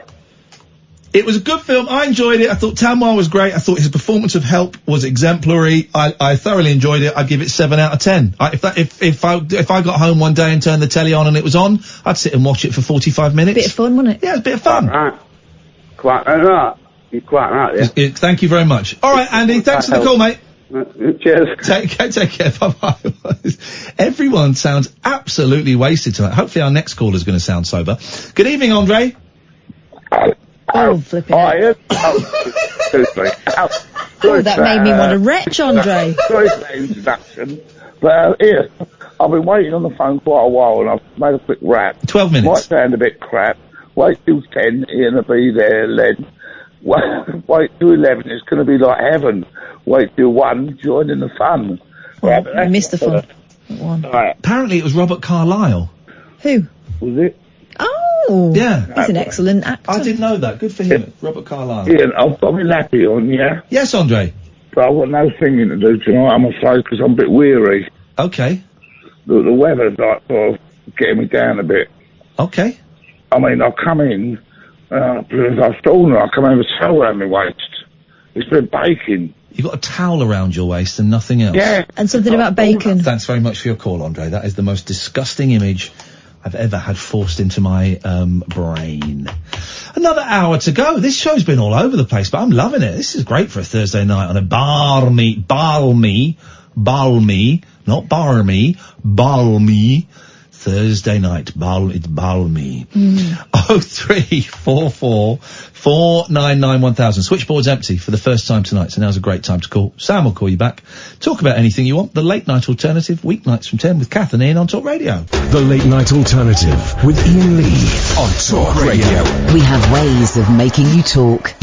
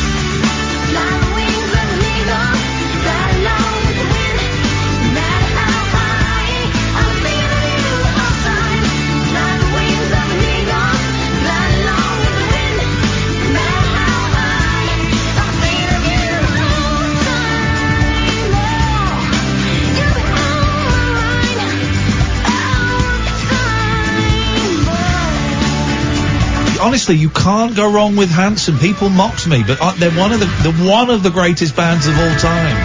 I will be proven right on this. That first album, Middle of Nowhere, is just a joy.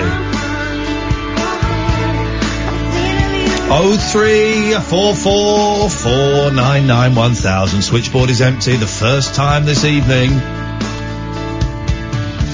First day of filming with the 11 o'clock shows. After the first day of filming, I went to a Hanson concert at Wembley Arena with my girlfriend Tessa.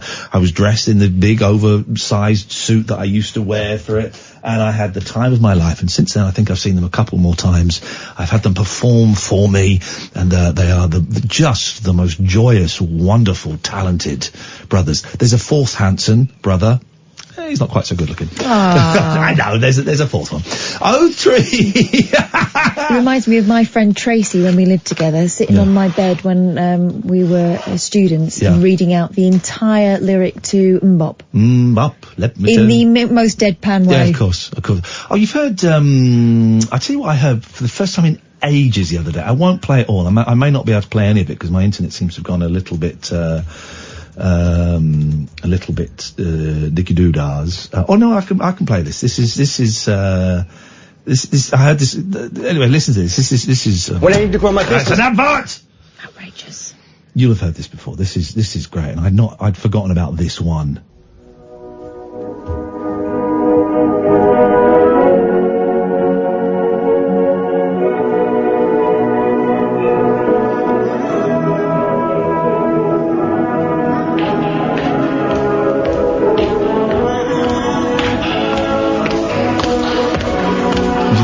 You'll know it when he starts.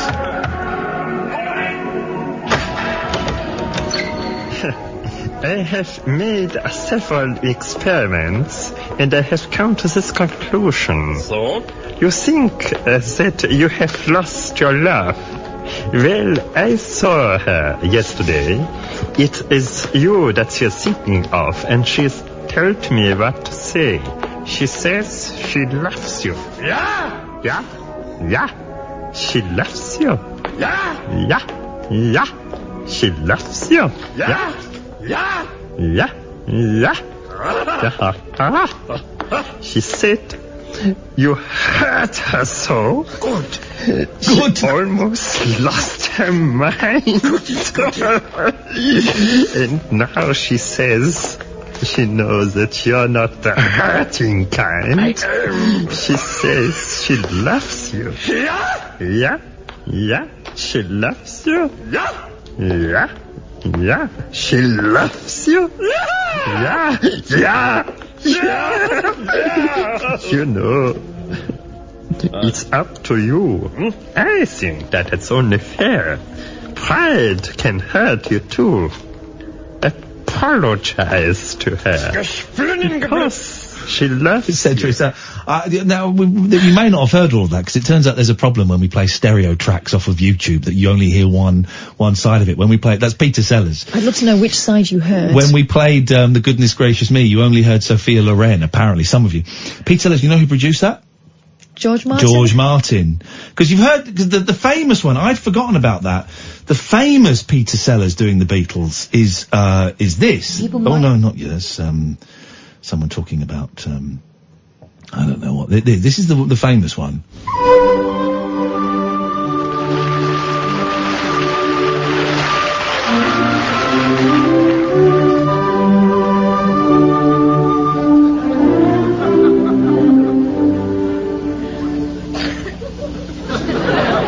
It has been a hard day's night. And I have been working like a dog. It's been a hard day's night. I should be sleeping like a log. But when I get home to you, I find the things that you do will make me feel alright. It's great, isn't it? It's great. 0344 499 1000 is the telephone number if you want to give us a call. Call's going a little bit quiet after midnight. It's hot. It's hot. I've just not been sleeping. I can't sleep. I've got to get up early tomorrow because I've got to go to the hospital to talk about my bum hole. It's true. It's true. They're not doing the colonoscopy tomorrow, and I'm really hoping that I can talk them out of it, but I've had such bad stomachache the last couple of days that I probably can't.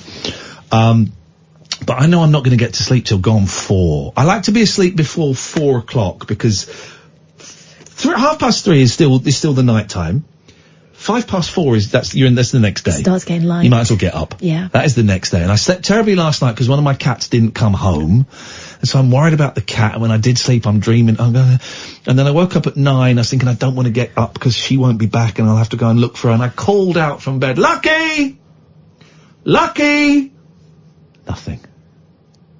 5 minutes later, she kind of strolls in and went, yeah, what do you want? And flops on the floor because she'd been out all night drinking with her cat friends. 0344 499 1000. What have you got, Katarina Boylski? Runners who took part in a cancer charity race have been told their times were wrong because their route was tampered with. This is what we started talking about, I think, 2 hours ago. We did. Okay, right, okay. Cancer Research UK, which organised the Race for Life 5K in Leicester, said the route was shorter than it should have been by up to 2K.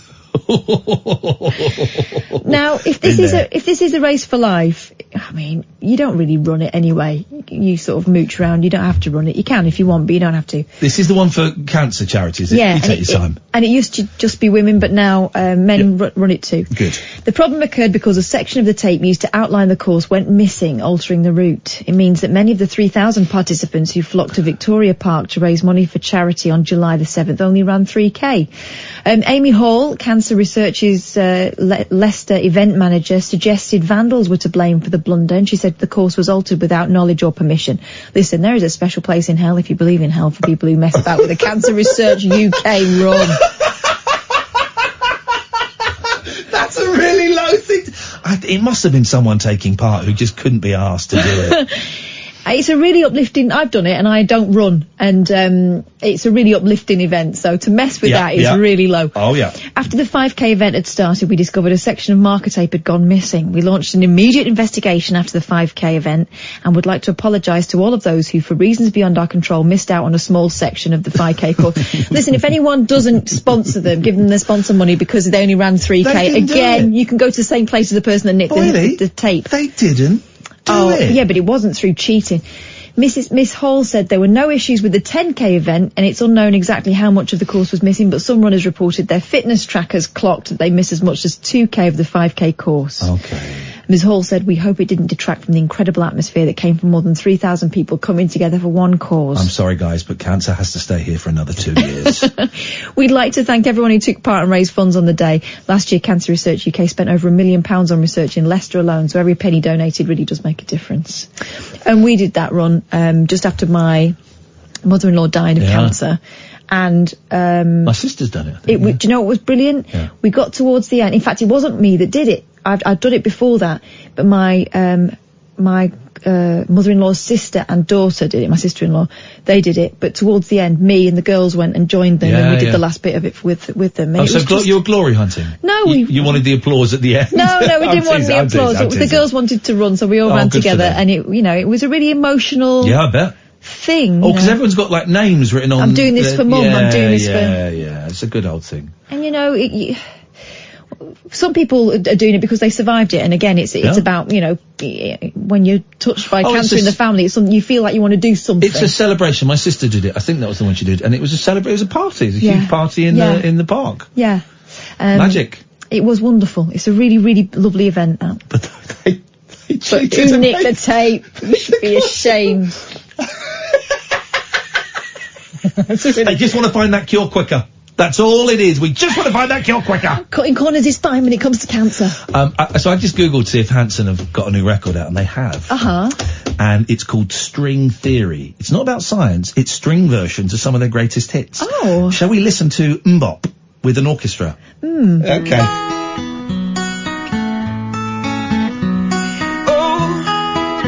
I love Hanson so much. This is the best thing I've ever heard in my life.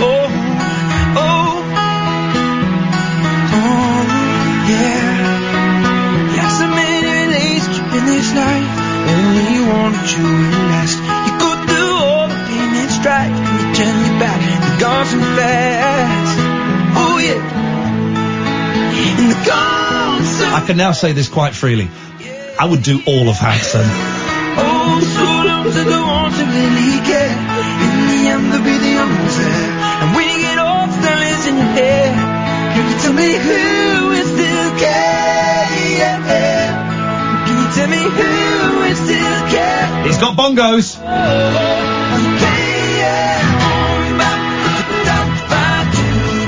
This is amazing.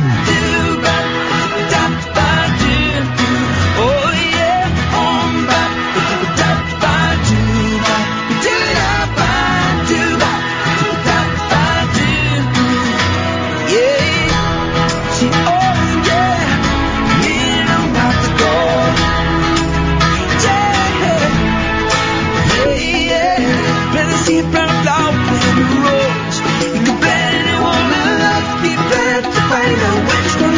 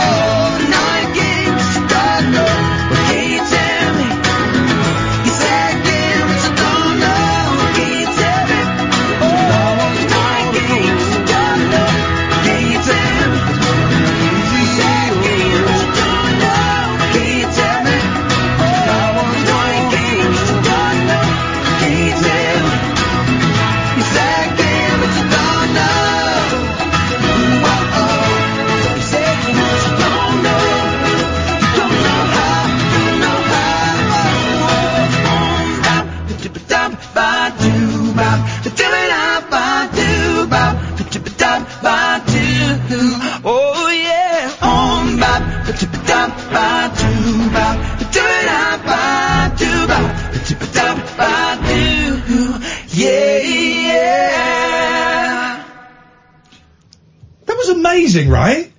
I've got goosebumps. That was amazing. Yeah. That came out last year. November last year. I'm speechless. I want to order it, but it's like 30 quid on Amazon. Let me see if I can find it a bit cheaper. That was Hanson. I love it. I love them. They're such a good band. 0344 499 1000. This is Talk Radio. The Late Night Alternative with Iain Lee. On air and off the leash. On Talk Radio. Everyone's digging the Hanson track. Lance says, when did they become so good at harmonies? They always have. That's the joy. I saw Hanson when I was in Pakistan for 3 months, and we had MTV, like weird MTV Asia that was weird.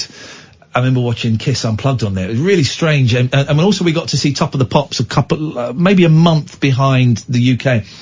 And I missed out on everything, and I was being out of the range of all my cool friends who could say, well, you don't like that because that's not cool. I got really I saw the Hanson video a lot and thought they were incredible. I also saw Olive on Top of the Pops, and there was another, Republica. The 3 albums when I came back were Republica, Hanson and Olive. I had the Republica album. And they just remind me of that summer. I came back March, April, May, June. Came back June 22 years ago probably, and those 3 albums were my summer. I thought they were the greatest thing. And I didn't realise that Hanson were a joke. I didn't realise that they were perceived as a joke. I just saw that song, and I thought they were if you watch the video for the song, I thought that the singer was a 15-year-old girl. I remember thinking, gosh, well, in 5-10 years' time, she's going to be hot. I was 24 at the time, and I was thinking, in 5-10 years' time, she's going to be hot. But I thought they were like a really cool indie band. I thought it was like some weird little indie band, like Sneaker Pimps or something like that. And then I come back and find out they're a silly pop band, but by that point, too late, I was gone. It's how what music should be. It shouldn't be how it's perceived. If you like it, go out and buy it. Go and buy it. Yeah. This is what I think music is now. I have found my iPod, and I had it on shuffle on the way in, and I can tell you exactly what came up. It was just the weirdest collection of stuff. It starts off with XTC, then it goes into Glenn Campbell, then it's the Beatles, then it's Harry Nilsson, Glenn Campbell, The Association, Lou Reed, Paul Revere and the Raiders, The Partridge Family, Helen Love, Monk and Canatella, The Beach Boys, the Young at Heart Chorus singing Fix You, a load of old people singing Fix You, Kiss, Beach Boys, Terry Hall, Flight of the Conchords, Yusuf Islam, The Stranglers, and I'm just thinking, I'm thinking, this is great, take it all out of context, just throw it in a pot and stir it up, man, and see what you got. I asked Saffron from Republica to come on the show, because I did a couple of shows with her at Absolute, and I thought she was just, we got on so well. She's so funny. Let me message her again. Catherine, what have you got? I'm going to message Saffron from Republica, if that's okay. Oh my God, she was who I wanted to be when I grew up. Oh, she's so funny and so down to earth. Let me message her and, okay. Go on. What about, this? Sleep is an important part of life. Without a solid couple of hours tucked up in bed, we'd all be like the Walking Dead. Tell me about it. This is from the Mirror Online. She follows me. So when someone or something is disrupting your shut-eye, you'd want to put things right as soon as possible. One man recently found himself struggling to breathe during his sleep and became determined to get to the bottom of his problem. In order to do so, he decided to set up a camera near his bed to find out what was happening during the night. But what he saw was unexpected. Looking back at the footage, the man found there was a very simple explanation for his poor sleep. Uh-oh. Ghosts. He caught a ghost. It turned out that his cat had been coming into his room and sitting on his face while he was out like a light. No! Now, please, guys, don't even tweet jokes about having a pussy on your face. Don't. We're all better than that. Photos of the unnamed man's findings were shared on Twitter via the account @StLouis_HTX. His post quickly went viral with over 1.4 million likes and over 360,000 retweets. It's so true. The cat is sitting right. The cat loves him. It's not bum on face. What he's doing is the cat is sleeping on his chest and putting his face over his face. Oh, that's lovely. It's adorable. Thousands of people also commented on the post, sharing their thoughts. Many were concerned that the pet was trying to suffocate its owner. One person said, "Your cat is trying to murder you." Another wrote, "You have sleep catnea." Very clever, very clever. A third added, "That cat seems sweet, but believe me, he is trying to kill you slowly." Others began sharing the weird things their animals had done to them while they were asleep. Someone else posted, "I've woken up with my cat nose to nose just staring me dead in the eyes in the middle of the night." And different user replied, "My cat used to sleep on my face too. I'd wake up gasping for air because his fat ass was literally smothering me." I'm going to retweet it because it is adorable. Right. Oh, wow. My cats don't sleep in my room anymore, and I've discovered they sleep in the loft room because I went up the other day because I had friends around and I was showing them the house, and the white duvet was just covered in thick black hair. So that's where they just go and sleep. This is my bed now. Is that right? It's disgusting. Disgusting behaviour. 03, I'm sending an email to Saffron's people. We'll get her on the show. If she's up for it. I like Saffron a lot. She's so funny. 0344 499 1000. Let's go to Greg. Good evening, Greg. Hello, Ian. Or Uncle Ian and Auntie Kath, I call you. Well, that's, okay, we're in for that role play, are we? What you got for us, mate? I was going to ask you, how's your Velvet getting on with this terrible weather? She's just sleeping under the bed where it's probably the coolest place in the house. She's got plenty of water. I did get home the other night and think that Velvet was dead.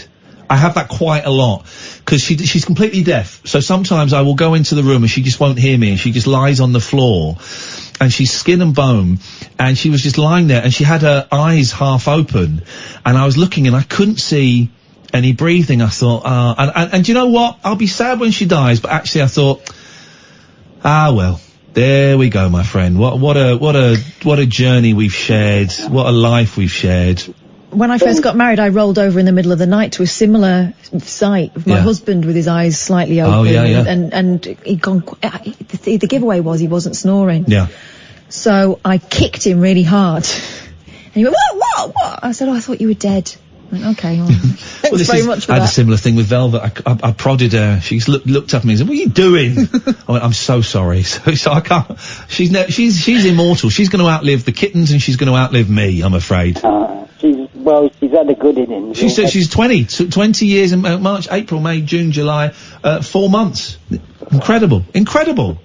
Kicking nearly 100 in human years. Where are you calling? Are you calling from heaven or something? Are you dead? They're waiting for Velvet. Oh, I nearly died in this heat today, but no, it's a bit echoing. Yeah, it is a bit muffled. Is it you echoing or is it us echoing? I can hear you, Hang on a minute, let me switch you, let me see, sometimes I switch you to the phones have been good for a week. Let's switch him to the other side. How about now? Hello? There we go, fixed it. It's echoing. So what can we do for you tonight, Greg, anyway, you Grim Reaper? Concerts. Yes. Your old haunting place, Dunstable, last week. Yes. Guess who was playing a free concert in the park there? In Dunstable? Yeah. The Beach Boys? Not quite, but... Dave Clark 5? No, not quite, but still legends. Eddie Grant, The Equals? Well, no, but if I would say Waddy Waddy. Some shit band from the 70s? Oh. Waddy Waddy, was it? Yeah, Waddy Waddy did a free concert in the park in Dunstable last week. Under the moon of love, I want to tell ya that I love ya, and I want you to be my girl. Let's go. Under the moon of love. Of course, now managed by their former lead singer, and they've got another lead singer. Oh, have they? Yeah. It's not the same guy singing. He now manages them. Oh, I didn't go to see it. I didn't know until my brother told me. He lives in Dunstable. What are you doing? A free concert in Dunstable? It's hardly the Rolling Stones in Hyde Park in 1969, but it's still going after 40 odd years. Even though no one wants them. A free concert as well for the people of Dunstable. Dunstable. Whereabouts in Dunstable? It's a park. Is it behind the back of Asda's or? Oh, near where we used to work. That green outside, or Yeah, it was probably for the BBC then. They were probably doing something. The scumbags that sacked me were probably putting it on to try and 4 years later, people are still furious at the way they treated me, and they're going, "Well, how we've got to soothe them." People are turning up with pitchforks and flaming torches. I know, shawaddy. Well, you're in a better place. You, Kath, are in a better place now. Thank you very much indeed. Is he Again, it sounded like we again. Thank you very much, Greg. Thanks for the Shawaddy Waddy update. I'll make you the Shawaddy Waddy correspondent. How's about that? 03444991000. Last 30 minutes. I'll tell you what we'll do. We'll take calls straight to air for the end of the show. Let's do, because people are hot. They're bothered. I know you're not sleeping. Well, you won't be because you're listening to this rubbish. But you cannot sleep in this heat. So give us a call straight to air. You can withhold your number. You can do whatever you want. You can do silly noises. Don't swear. Don't libel us. That's it. Play a song down the road. Whatever you fancy. Let off that steam. This is the late night alternative. And yes, you just heard Catherine yawning. Experience the unconventional, the unpredictable, and the completely unorthodox. Exactly. With rule-free Iain Lee. The late night alternative with Iain Lee. I've got no internet for the last 4 days. On Talk Radio. 03444 499 is the telephone. So someone mentioned to me a thing called blindfold racing.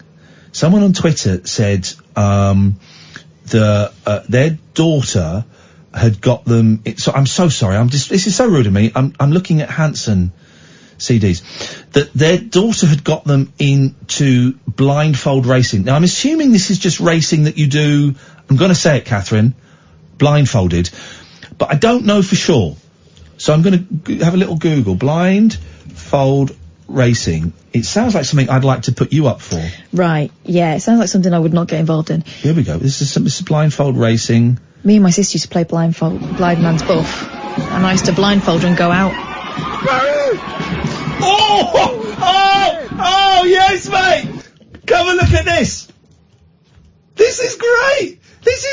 Watch. So it's like they're doing 100 metres dash, sprint, and they're all blindfolded, but they're all going for it. Here we go. Oh, flipping it! He's run into a post! That fella's dead. That fella's actually dead. Blindfold racing. Somewhere in the world, a group of people got together and decided to blindfold 100 metre dash, and it would be an awesome activity to add to their event. Here's a blindfold race. Sorry, this is not... Oh, they look like boring people. So it's a thing where you go... You literally wear a blindfold. And leg it. Blindfold racing is my new thing. I want to read this. Why can't I read this? Somewhere in the world, a group of people got together and decided a blindfolded 100 metre dash would be an awesome activity to add to their event. So what ended up happening? Well, it went exactly the way you think it would. All the racers lined up on the field, blindfolded and ready to race. The race started and all the blind runners ran full steam in different directions. Some made it out okay while others went full steam into the bleachers. Needless to say, an ambulance had to be called. That's the end of that story. That's written by a guy called Reese. Oh. He's written that story and published it on an actual website on the internet. Well, you can these days. Well, you can, can't you? Blindfold racing. Here's an interesting story. It's kind of, it's serious actually, but it's also kind of funny. My computer might die in a minute, so I'm going to ask you if you could plug it in. Plug it in. Oh, actually, there's two stories here. Let's do the slightly heavy one first, but it kind of ends well. Where is it? Where the hell is it? Done that.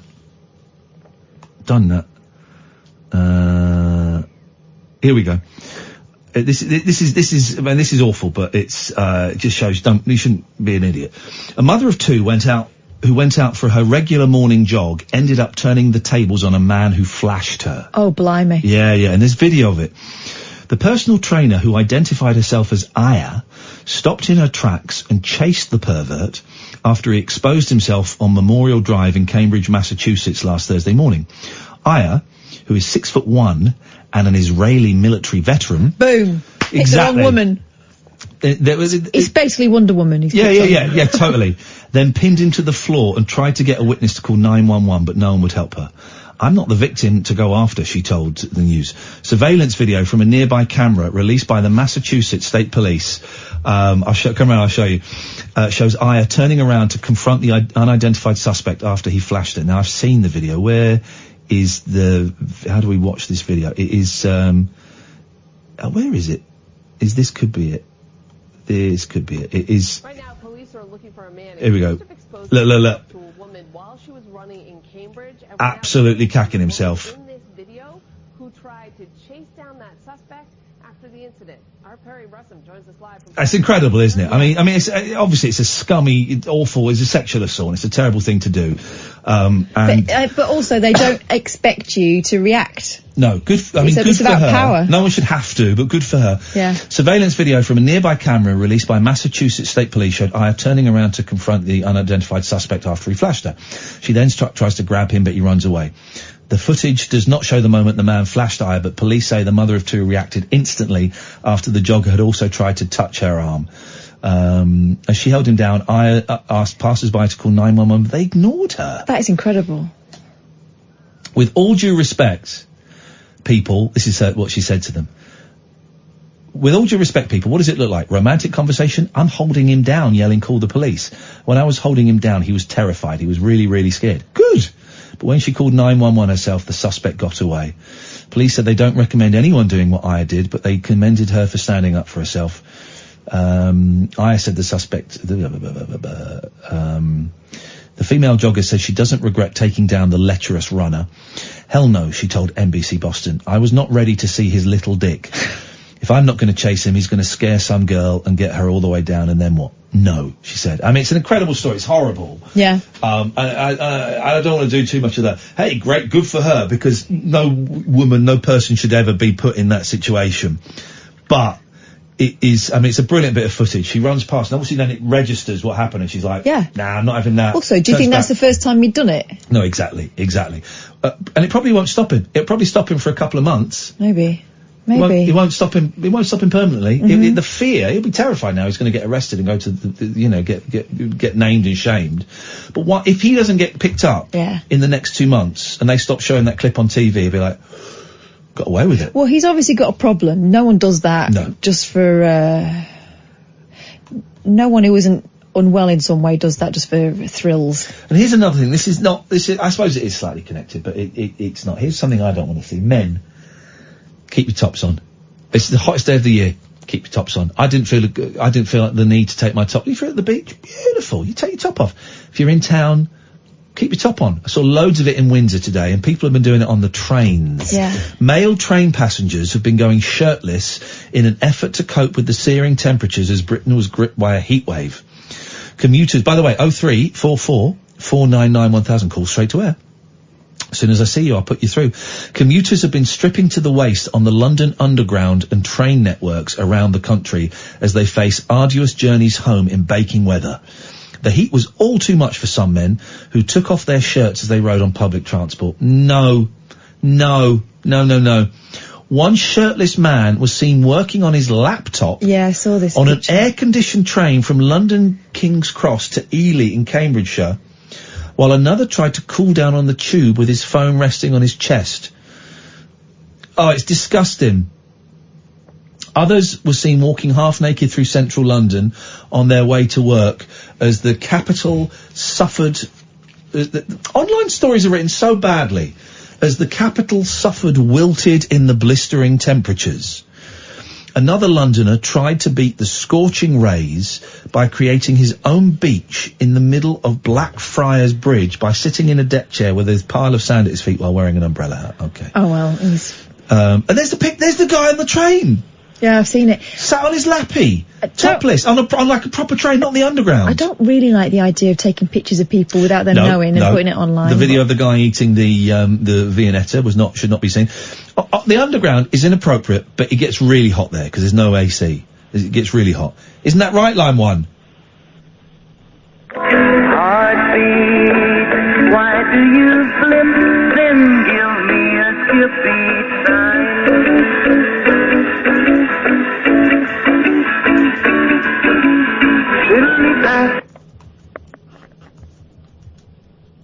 Anything else?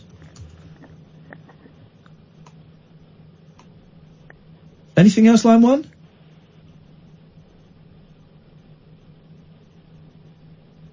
You still there? Hello?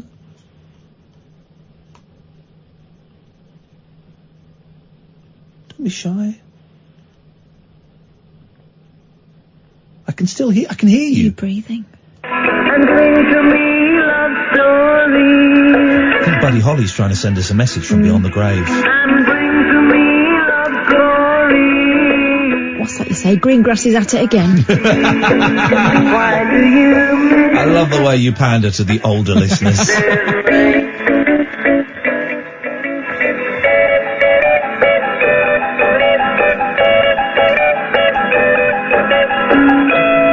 Thank you very much indeed. This is Talk Radio. No rules nocturnal nattering for nightbirds, nurses, and Nosferatu. All right, cool. The Late Night Alternative with Iain Lee on Talk Radio. It's hot. It's an unusual day, so we'll take calls straight to air for the last 15 minutes of the show. 0344 499 1000. Good evening, line 2.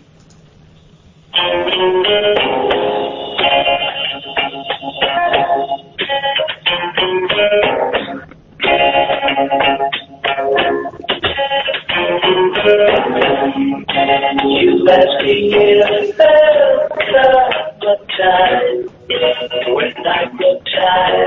I love this song. Who is this? Never My Love, and it's by the begins with a C.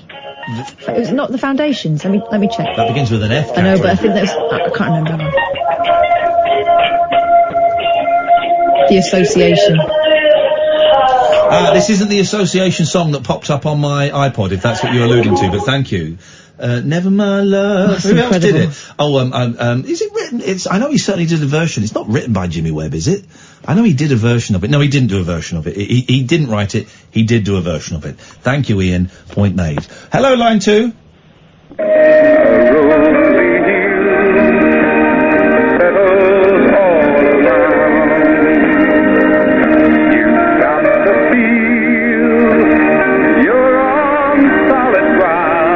Great song.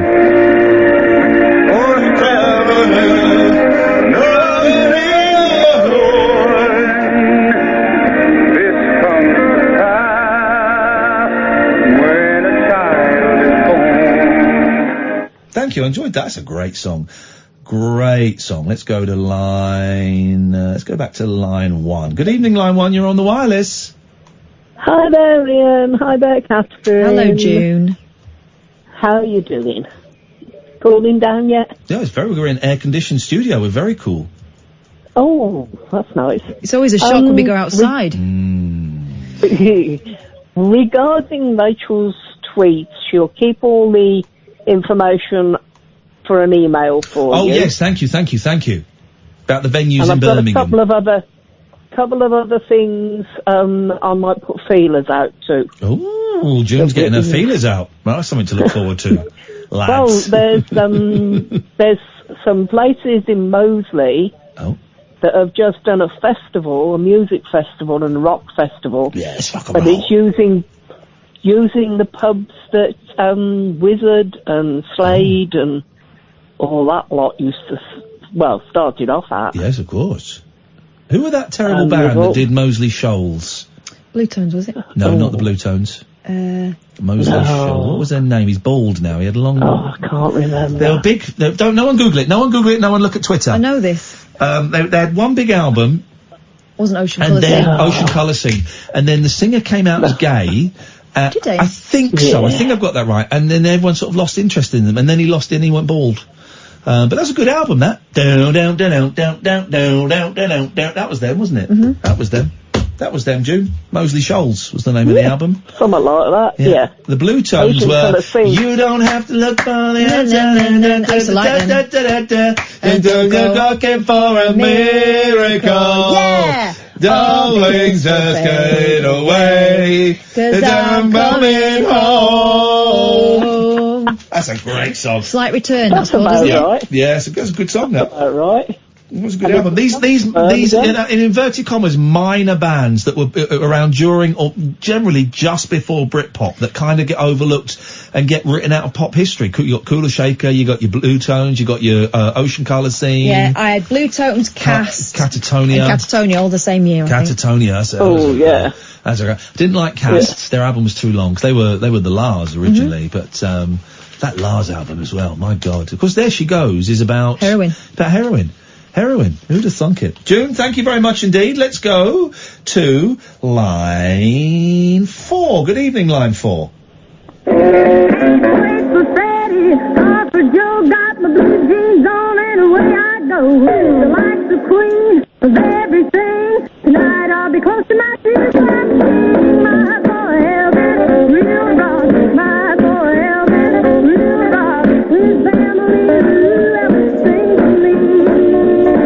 Let's go to line 6. Hello, line 6.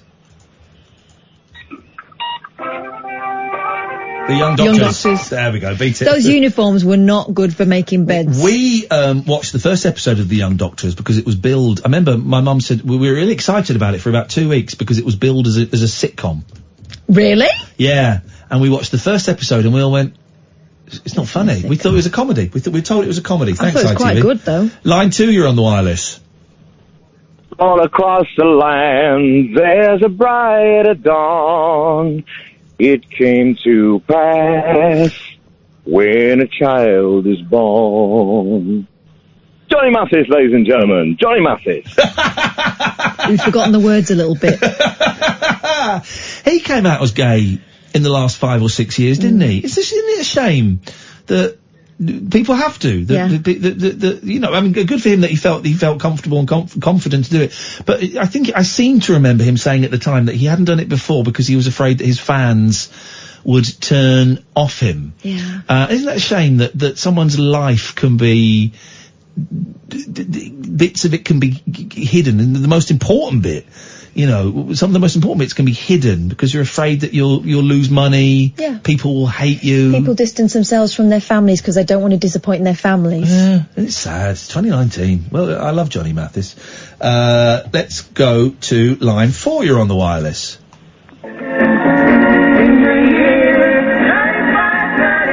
Oh, well, what's the name? Zam. Zig and Zam. It's a great song. Scared the hell out of me as a kid because it keeps going up to like 75. Zager and Evans. Thank you very much indeed. Zager and Evans. There we go. Thank you, Paul Ross. That wasn't Sam telling me that. Of course not. It was Paul Ross. Zager and Evans. Let's go to line 6. You're on the wireless.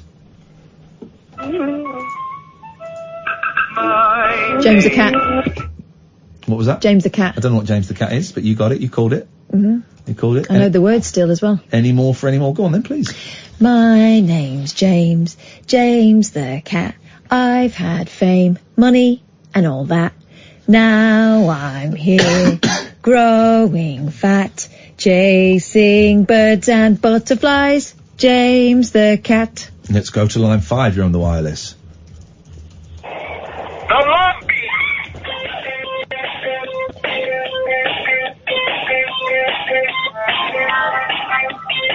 What is this? I know it.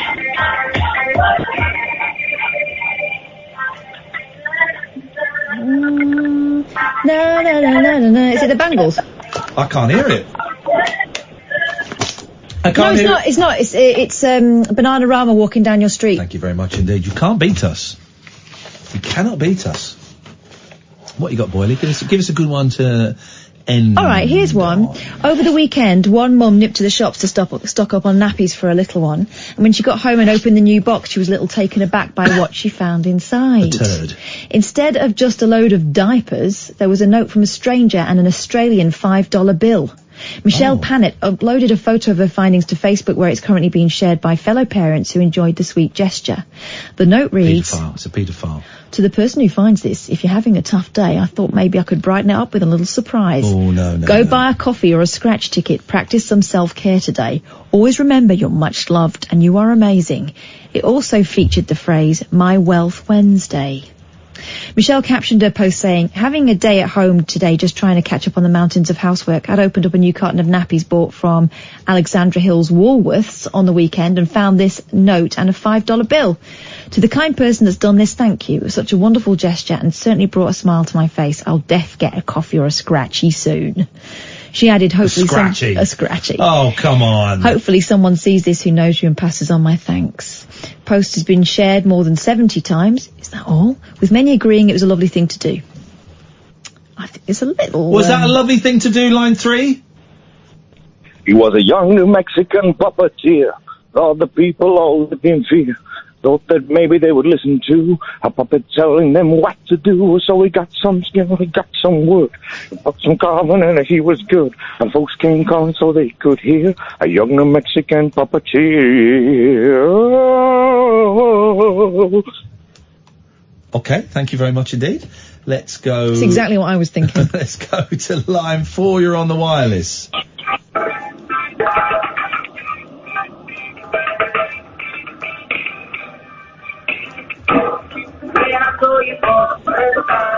I can't hear it well enough. I can't hear it well enough, I'm afraid, caller. So we're going to go to line 1. You're on the wireless.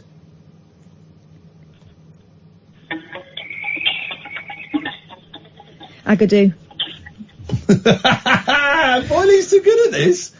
Let's try line 6. You're on the wireless. Catherine, you are right. The last music you heard was the Bangles, and it was Walking Down Your Street. Right. Thank you very much indeed. Let's try line 7.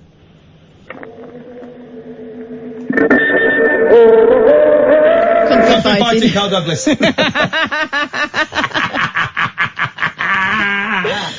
Oh, you beat me in a music quiz. Well, he's obviously found my niche. Oh. I'm quite good at intros. Beat the intro. The intro. There's Battle of the... Come in, Paul. Battle of the Sexes, beat the intro. It's the beat the intro round of Battle of the Sexes. I shouldn't have doubted myself about about the Bangles. Oh, have confidence and go for it. You're right, Paul. Make it. Go on. Give it a wiggle. I rebought the Bangles' Greatest Hits over the weekend because I'd remembered how brilliant it was. I went off it because it was music that I dumped a boyfriend by. Oh. It wasn't his fault. The one that I thought had terribly smelling aftershave and it turned out to be my mum's plug-in, yeah. There you go, you see. What a world. What a world we live in. Was he lying by the skirting board or something? What was he doing? We were only like 12 or something, and every time he came round I got this headache from this awful smell, and I thought, I can't be doing with this anymore. Dumped him, the smell persisted. That was mum's sabotage, wasn't it? That's Machiavellian. Hang on a second, guys. Let's try line 9. Good evening, line 9. Good morning, it's 5 minutes to 1. What's the number I'm thinking of? I'm going to go out on a limb and say 6. D9? No, I'm thinking of the number 1 show on Talk Radio at this hour, at this minute on this day. Thanks very much indeed. Sweet. Let's try, and you're a very vulgar man, Paul Ross, you should be ashamed of yourself. T for 9, that's perfectly a nice group. Let's go to line 6. Hello, line 6. Oh, no, I've got the wrong fader.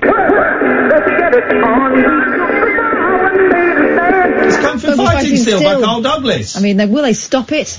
You know the follow-up single to that? There's a song called Do the Kung Fu. Do the Kung Fu, yes. I had that on a KTEL album. They used to compress the songs. Yeah. Hello, Paul Ross. Good morning. You smell nice. I just got a waft of Paul Ross. Did you? It's not a plug-in. It's the air freshener. Line 6.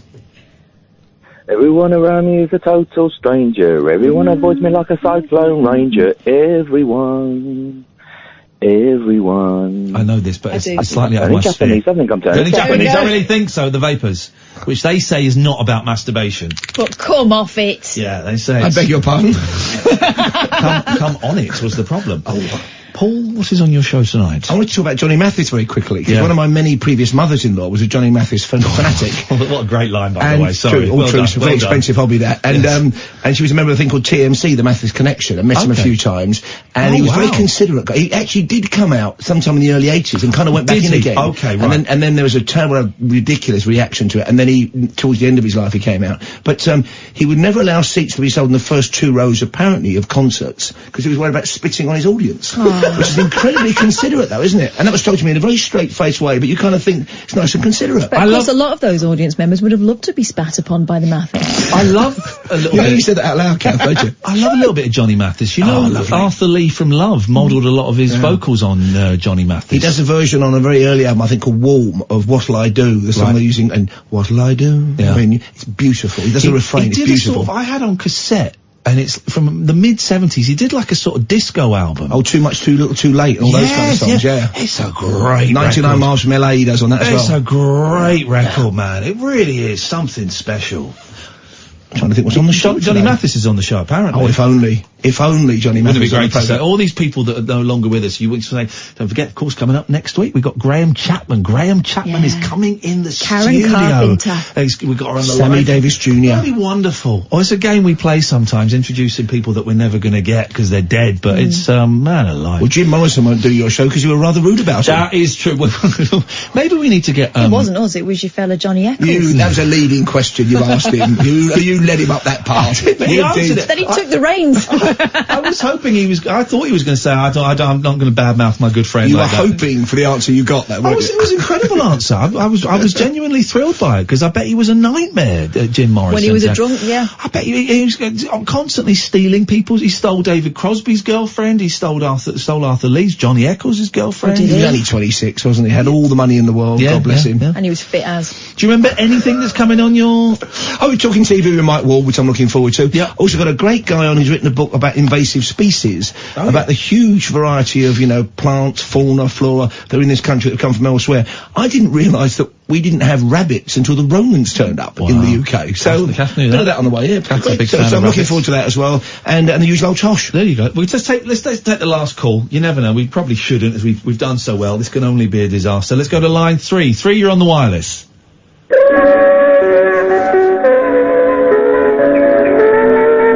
Minnie Riperton. Thank you very much. It's a great game. There's only 2 people phoning in doing it, but... Do you remember Name That Tune, the original one, when some people would name that tune in one note? Yeah. That was fantastically impressive. What a skill. His skills are gone. This is Talk Radio. Paul Ross is coming up next. Ta-ta. We are Talk Radio.